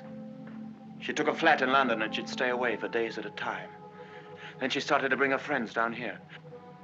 I warned her, but she shrugged her shoulders. What's it got to do with you, she said. She even started on Frank. Poor, faithful Frank. Then there was a cousin of hers, a man named Favell. Yes, I know him. Came the day you went to London. Why didn't you tell me? I didn't like to. I thought it would remind you of Rebecca. Remind me? As if I needed reminding. Favell used to visit her here in this cottage. I found out about it, and I warned her that if he came here again, I'd shoot them both. One night, when I found that she'd come back quietly from London, I thought that Favell was with her. And I knew then that I couldn't stand this life of filth and deceit any longer. I decided to come down here and have it out with both of them. But she was alone. She was expecting Favell, but he hadn't come. She was lying on the divan, A large tray of cigarette stubs beside her. She looked ill, queer. Suddenly she got up, started to walk toward me. When I have a child, she said, neither you nor anyone else could ever prove it wasn't yours. You'd like to have an heir, wouldn't you, Max, for your precious Manderley? And she started to laugh. How funny. How supremely, wonderfully funny. I'll be the perfect mother, just as I've been the perfect wife. No one will ever know. It ought to give you the thrill of your life, Max, to watch my son grow bigger day by day, and to know that when you die, Manderley will be his. She was face to face with me. One hand in her pocket, the other holding a cigarette. She was smiling. Well, Max, what are you going to do about it? Aren't you going to kill me? I suppose I went mad for a moment. I must have struck her. She stood staring at me. She looked almost triumphant. Then she started toward me again, smiling. Suddenly she stumbled and fell.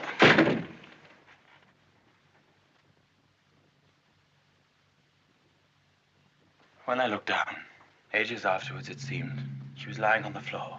She'd struck her head on a heavy piece of ship's tackle. I remember wondering why she was still smiling. And I realized she was dead. But you didn't kill her. It was an accident. Who would believe me? I lost my head. I just knew I had to do something. Anything. I carried her out to the boat. It was very dark. There was no moon. I put her in the cabin. When the boat seemed a safe distance from the shore, I took a spike and drove it again and again through the planking of the hull. I opened up the sea cocks and the water began to come in fast. I climbed over into the dinghy and pulled away. I saw the boat heel over and sink. I pulled back into the cove. It started raining. Maxim, does anyone else know of this? No, no one except you and me. We must explain it. It's got to be the body of someone you've never seen before. No, they're bound to know. Her rings, bracelets she always wore. They'll identify her body. Then they'll remember the other woman. The other woman buried in the crypt. If they find out it was Rebecca, you must simply say that you made a mistake about the other body. That the day you went to Edgecombe, you were ill. You didn't know what you were doing. Rebecca's dead. That's what we've got to remember. Rebecca's dead. She can't speak. She can't bear witness. She can't harm you anymore. We're the only two people in the world that know, Maxim. You and I. I told you once that I'd done a very selfish thing in marrying you. You can understand now what I meant. I've loved you, my darling. I shall always love you. But I've known all along that Rebecca would win in the end. No, no. She hasn't won. No matter what happens now, she hasn't won.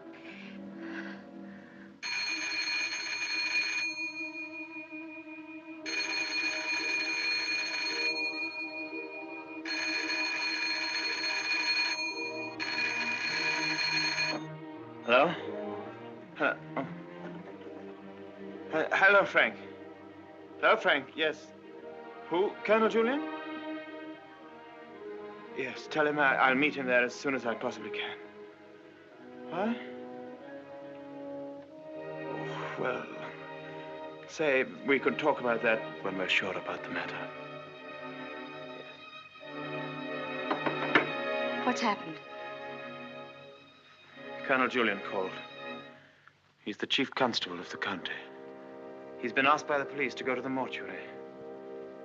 He wanted to know if I could possibly have made a mistake about that other body.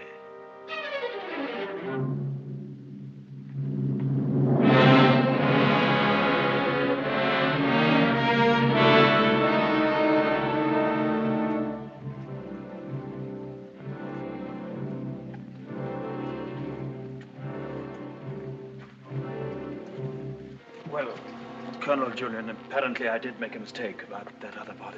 The mistake was quite natural under the circumstances. Besides, you went well at the time. That's nonsense. I was perfectly well. Oh, don't let it worry you, Maxim. Nobody can blame you for making a mistake. Pity is you've got to go through the same thing all over again. What do you mean? Well, there'll have to be another inquest, of course. Same formality and red tape. Oh. Wish you could be spared the publicity of it, but I'm afraid that's impossible. Oh, yes, the publicity. I suppose Mrs. de Winter went below for something, and the squall hit the boat with nobody at the helm. I imagine that's about the solution of it, don't you think so, Crawley? Oh, yes. Probably the door jammed and she couldn't get on deck again. Yeah. Tab, boat builder, will undoubtedly come to some such conclusion. Why, what would he know about it? Well, he's examining the boat now. Purely as a matter of routine, you know. I'll be at the inquest tomorrow, Maxim. Quite unofficially, you know. We must get together for a game of golf when it's all over, eh? Bye-bye.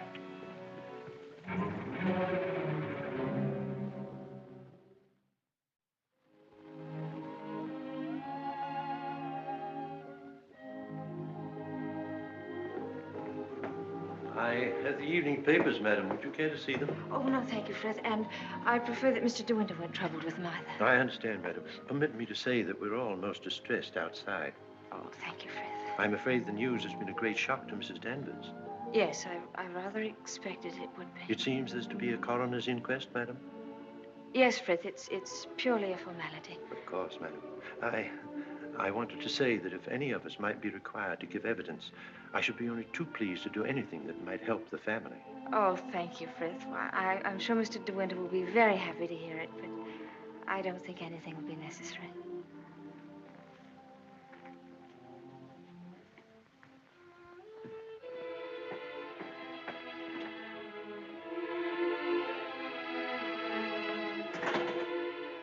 Maxim. Hello, darling. Oh, Maxim, I'm worried about what you'll do at the inquest tomorrow. What do you mean? You won't lose your temper, will you? Promise me that they won't make you angry. All right, darling. I promise. No matter what he asks you won't lose your head. Don't worry, dear. They can't do anything at once, can they? No. Then we've a little time left to be together. Yes. I want to go to the inquest with you. I'd rather you didn't, darling. But I can't wait here alone. I promise you I won't be in any trouble to you, and I must be near you so that no matter what happens, we won't be separated for a moment. All right, dear. I don't mind this whole thing, except for you. I can't forget what it's done to you. I've been thinking of nothing else since it happened. It's gone forever.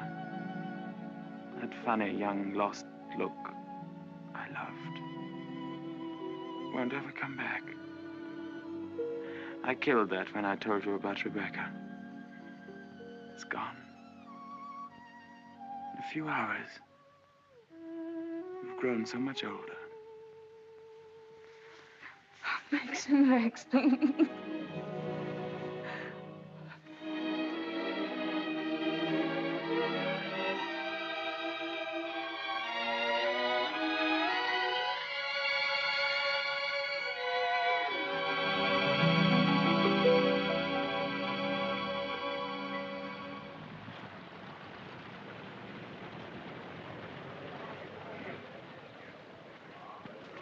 Black Jack Bridie was his name. The most important arrest I ever made. It must have been about 2 years ago now. Of course, there was no doubt about it. He was hung a month after I caught him. Hello, wait a minute. They've got old Balmy Ben up now. You remember the late Mrs. de Winter, don't you? She's gone. Yes, we know that. She went in the sea. The sea got her. That's right, that's right. Now, we want you to tell us whether you were on the shore that last night she went sailing. Eh? Were you on the shore that last night she went out when she didn't come back? I didn't see nothing. I don't want to go to the asylum. Them cruel folks there. Now, nobody's going to send you to the asylum. All we want you to do is to tell us what you saw. I didn't see nothing. Come. Did you see Mrs. de Winter get into her boat that last night? I don't know nothing. I don't want to go to the asylum. Very well, you may go. You may go now. Now, Mr. Tabb. Yes, sir. Step forward, please.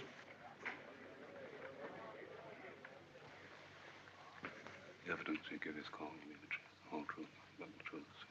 I do. So help me God. The late Mrs. de Winter used to send her boat to your shipyard for reconditioning. That's right, sir. Can you remember any occasion when she had any sort of accident with the boat? No, sir. I often said Mrs. de Winter was a born sailor. Now, when Mrs. de Winter went below, as is supposed, and a sudden gust of wind came down, that would be enough to capsize the boat, wouldn't it? Excuse me, sir, but there's a little more to it than that. Well, what do you mean, Mr. Tabb? I mean, sir, the seacocks. What are the seacocks? Oh, well, the seacocks are the valves to drain out the boat. They're always kept tight closed when you're afloat. Yes? Well, yesterday, when I examined that boat, I found they'd been opened. Well, what could be the reason for that? Just this. That's what flooded the boat and sunk her. Are you implying? That boat never capsized at all. I know it's a terrible thing to say, sir, but in my opinion, she was scuttled. And there's them holes. What holes? In her planking. What are you talking about? Of course, that boat's been underwater for over a year. And tide's been knocking her against the ridge. But it seemed to me, them holes looked as if she'd made them from the inside. Then you believe she must have done it deliberately? Couldn't have been no accident. Not with her knowledge of boats. You knew the former Mrs. de Winter very well, I believe. Oh, yes. Would you believe her capable of suicide? No. Frankly, I would not. You never can tell. You may stand down, Mr. Tabb. Mr. de Winter, please.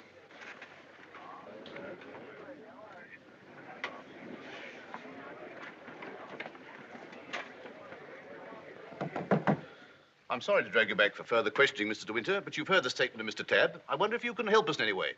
I'm afraid not. Can you think of any reason why there should be holes in the planking of the late Mrs. de Winter's boat? Well, of course I can't think of any reason. Has anyone ever discussed these holes with you before? Well, since the boat has been at the bottom of the ocean, I scarcely think that likely. Mr. de Winter, I want you to believe we all feel very deeply for you in this matter, but you must remember that I don't conduct this inquiry for my own amusement. That's rather obvious, isn't it? I hope that it is. Well, since Mrs. de Winter went sailing alone, are we to believe that she drove those holes herself? Well, you may believe what you like. Can you enlighten us as to why Mrs. de Winter should have wanted to end her own life? I know of no reason whatever. Mr. de Winter, however painful it may be, I have to ask you a very personal question. Were relations between you and the late Mrs. de Winter perfectly happy? Were relations between you and the late Mrs. de Winter perfectly happy? I won't stand this any longer, and you might as well know now. My wife, she's fit. She's fit. We'll adjourn till after lunch. Mr. de Winter, I presume you'll be available for us then? I told you you should have had some breakfast. You're hungry, that's what's the matter with you.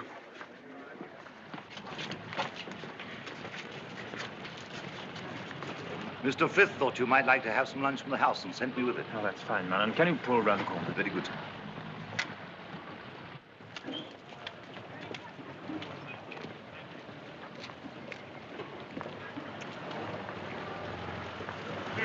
Awfully foolish to have me fainting like that. Nonsense. If you hadn't fainted like that, I'd have really lost my temper. Darling, please be careful.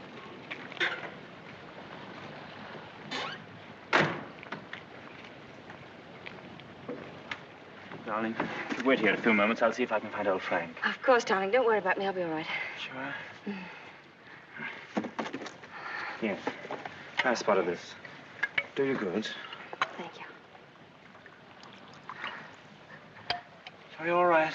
Yes, of course. Won't be long. Right you are.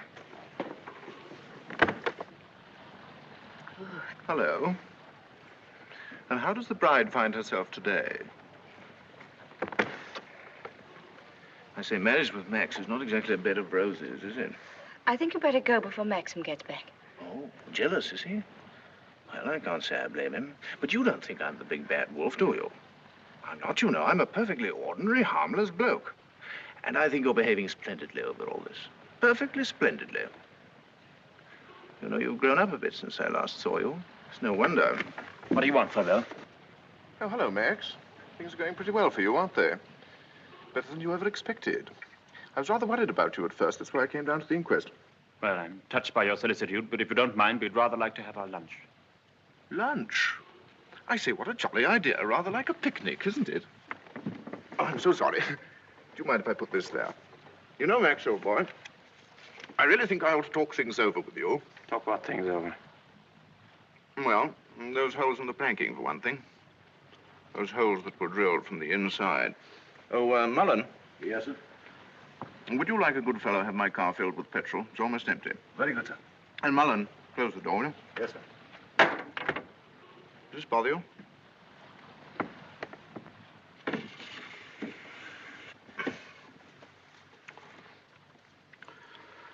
You know, boy, I have a strong feeling that before the day is out, somebody's going to make use of that rather expressive, though somewhat old-fashioned term, foul play.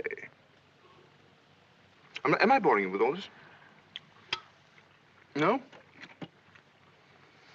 Good. Well, you see, Max, I'm finding myself in a rather awkward position.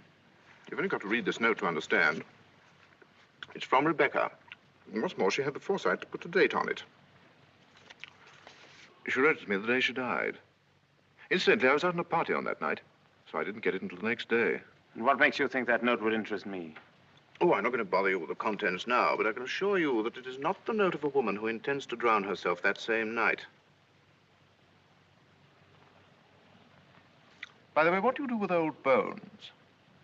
Bury them, eh, what? However, for the time being... You know, Max, I'm getting awfully fed up with my job as a motor car salesman. I don't know if you've ever experienced the feeling of driving an expensive motor car that isn't your own, but it can be very, very exasperating.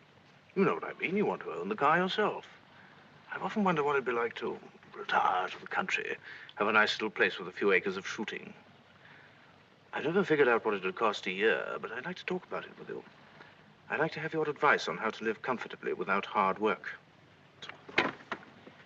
Hello, Favell. Are you looking for me, Maxim? Yes. Mr. Favell and I have a little business transaction on hand. I think we had better conduct it over at the inn. They may have a private room there. Well, see you later. Find Colonel Julian. Tell him I want to see him immediately. Come on, Favell, let's go.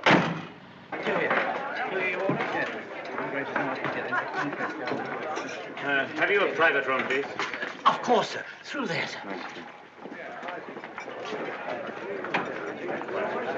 Hope this will do, Mr. de Winter. Oh, splendid. Splendid. Exactly like the Ritz.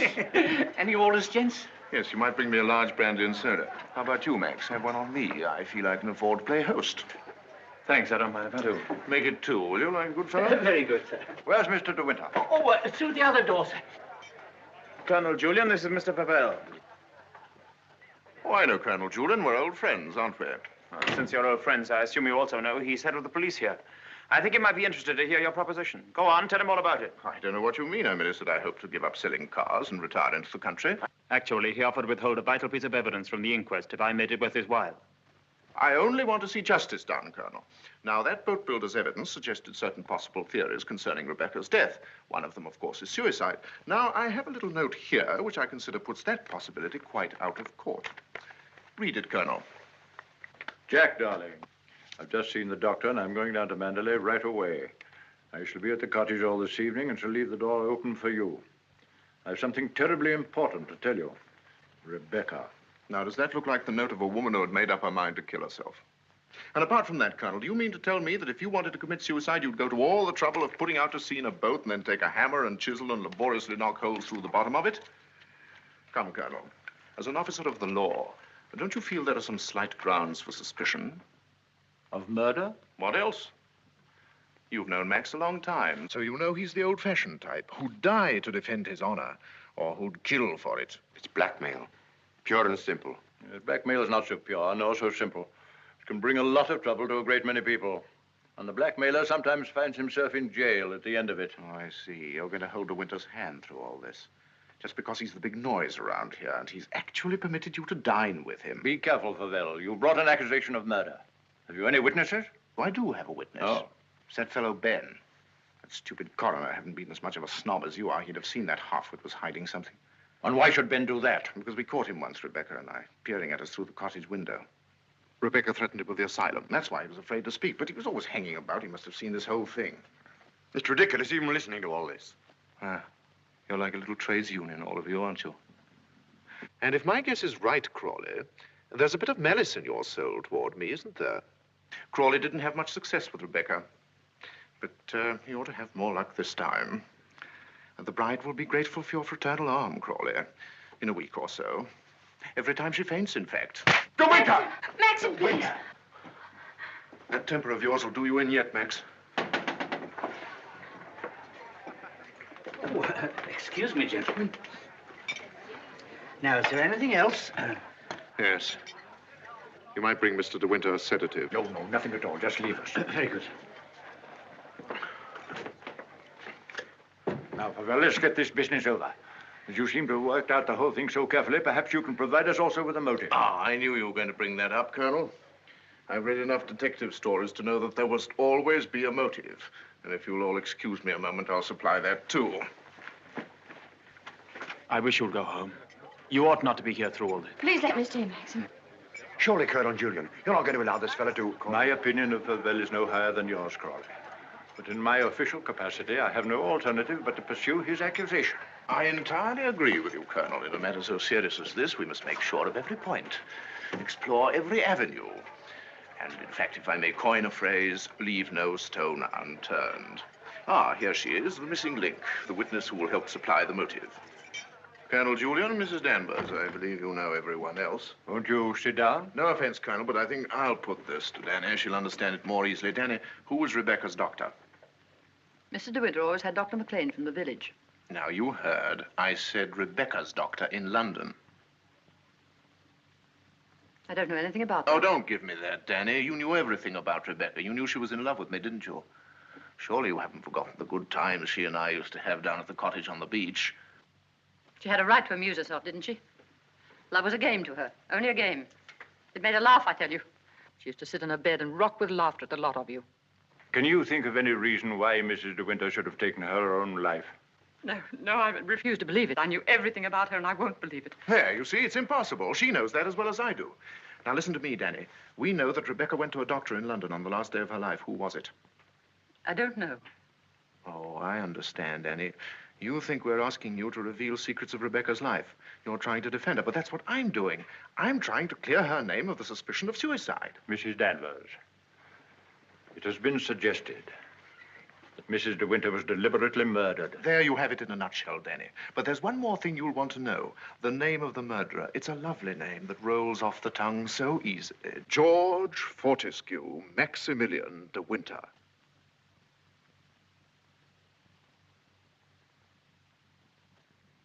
There was a doctor. Mrs. De Winter sometimes went to him privately. She used to go to him even before she was married. We don't want reminiscences, Danny. What was his name?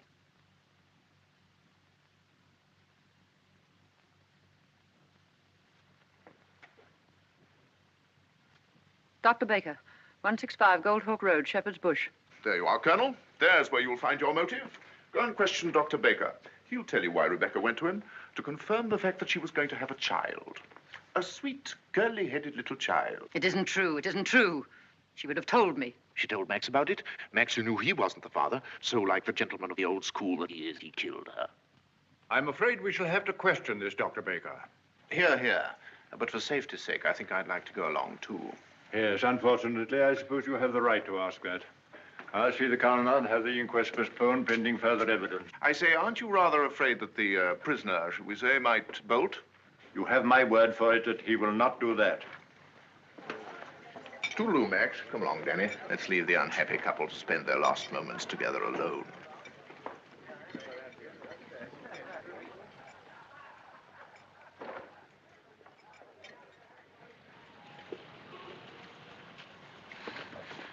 Are you sure you don't want me to go with you, Max? No, darling, it'll be very tiring for you. I'll be back the very first thing in the morning, and I won't even stop to sleep. I'll be waiting for you.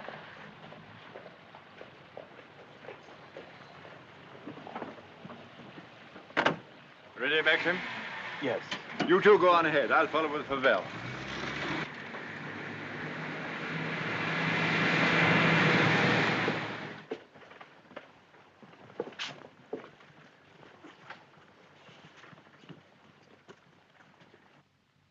Dr. Baker, you may have seen Mr. De Winter's name in the papers recently. Oh, yes, in connection with the body that was found in a boat. My wife was reading all about it. A very sad case. My condolences. No, this is going to take hours. Let me... Don't bother, Favel. I think I can tell Dr. Baker. We're trying to discover certain facts concerning the late Mrs. De Winter's activities on the day of her death. October the 12th last year. And I want you to tell me, if you can, if anyone of that name paid you a visit on that date. I'm awfully sorry. I'm afraid I can't help you. I should have remembered the name De Winter. I've never attended a Mrs. De Winter in my life. Well, how can you possibly tell all your patients' names? I can look it up in my engagement diary, if you like. Did you say the 12th of October? Yes. Here we are. No De Winter. Are you sure? Well, here are all the appointments for that day. Ross, Campbell, Stedall, Perino, Danvers, Danny? Yeah. What the devil? Would you read that name again? Did you say Danvers? Yes, I have a Mrs. Danvers for 3 o'clock. What did she look like? Can you remember? Yes, I remember her quite well. She was a very beautiful woman. Tall, dark, exquisitely dressed. Rebecca. The lady must have used an assumed name. Is that so? This is a surprise. I'd known her a long time. What was the matter with her? My dear sir, there are certain ethics. Could you supply a reason, Dr. Baker, for Mrs. De Winter's suicide? For her murder, you mean? She was going to have a kid, wasn't she? Come on, out with it. Tell me, what else would a woman of her class be doing in a dump like this? I take it the official nature of this visit makes it necessary for me to... I assure you, we'd not be troubling you if it were not necessary. You want to know if I can suggest any motive as to why Mrs. De Winter should have taken her life? Yes, I think I can. The woman who called herself Mrs. Danvers was very seriously ill. She was not going to have a child. Well, that was what she thought. My diagnosis was different. I sent her to a well-known specialist for an examination and x-rays. And on this date, she returned to me for his report. I remember her standing here, holding out her hand for the photograph. I want to know the truth, she said. I don't want soft words in a bedside manner. If I'm for it, you can tell me right away. I knew she was not the type to accept a lie. She'd asked for the truth. I let her have it. She thanked me. I never saw her again, so I assumed that... What was wrong with her? Cancer. Yes, the growth was deep-rooted. An operation would have been no earthly use at all. In a short time, she would have been under morphia. There was nothing that could be done for her, except wait. Did she say anything when you told her? She smiled in a queer sort of way. Your wife was a wonderful woman, Mr. De Winter. And, oh, yes, I remember she said something that struck me as being very peculiar at the time. When I told her it was a matter of months, she said, "Oh, no, doctor, not that long." You've been very kind. You've told us all we wanted to know. We should probably need an official verification. Verification? Yes, to confirm the verdict of suicide. I understand. Can I offer you gentlemen a glass of sherry? Oh, very kind. I think we ought to be going. Thank heaven we know the truth. Dreadful thing. Dreadful. A young and lovely woman like that. No wonder I never had the remotest idea. Neither did Danny, I'm sure. I wish I had a drink. Will we be needed at the inquest any further, Colonel Julian? No. I can see to it that Maxim's not troubled any further. Thank you, sir. You ready to start, Colonel? No, thank you. I'm staying in town tonight. And let me tell you, Favel, blackmail is not much of a profession. And we know how to deal with it in our part of the world, strange as it may seem to you. Well, I'm sure I don't know what you're talking about. But if you ever need a new car, Colonel, just let me know. It's impossible to thank you for your kindness to us through all this. You know what I feel without my saying anything. Not at all. Put the whole thing behind you. But let your wife know she'll be getting worried. Yes, of course. I'll phone her at once, then we'll get straight down to Manderley. Goodbye, Crawley. Maxim's got a great friend.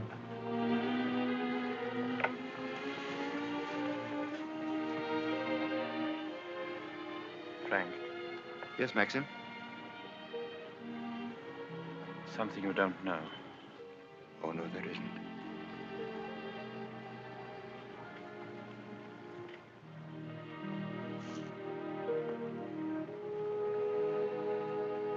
I didn't kill her, Frank. But I know now that when she told me about the child, she wanted me to kill her. She lied on purpose. She foresaw the whole thing. That's why she stood there laughing when she... Don't think about it anymore. Thank you, Frank. How, Danny? I just wanted to tell you the news. Rebecca held out on both of us. She had cancer. Yes, suicide. And now Max and that dear little bride of his will be able to stay on at Manderley and live happily ever after. Bye-bye, Danny. This your car, sir? Yes? Will you be going soon? This isn't a parking place, you know. Oh, isn't it? Well, people are entitled to leave their cars outside if they want to. It's a pity some of you fellows haven't anything better to do. When you phoned, did she say she'd wait up? I asked her to go to bed, but she wouldn't hear of it. I wish I could get some more speed out of this thing. Is something worrying you, Maxim? I can't get over the feeling something's wrong.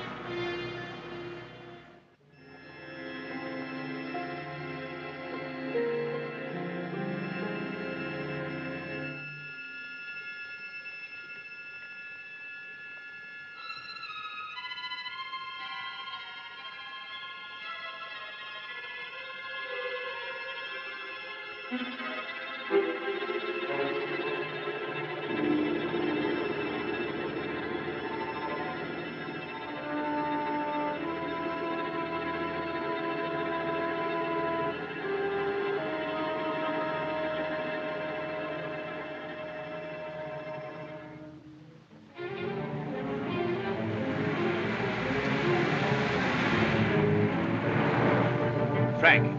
What's the matter? Why did we stop? What's the time? Well, this clock's wrong. It must be 3 or 4. Why? That can't be the dawn breaking over there. It's in the winter that you see the northern lights, isn't it? That's not the northern lights. That's Manderley.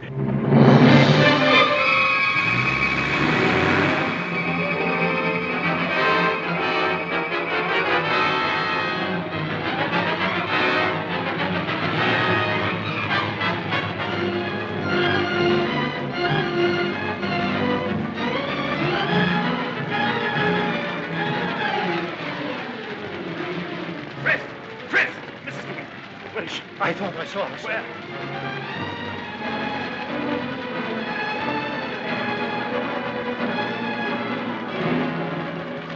Maxim!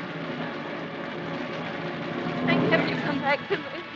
Are you all right, darling? Oh, yes. Are you all right? Mrs. Danvers. She's gone mad. She said she'd rather destroy Manderley than see us happy here. Look! The West Wing!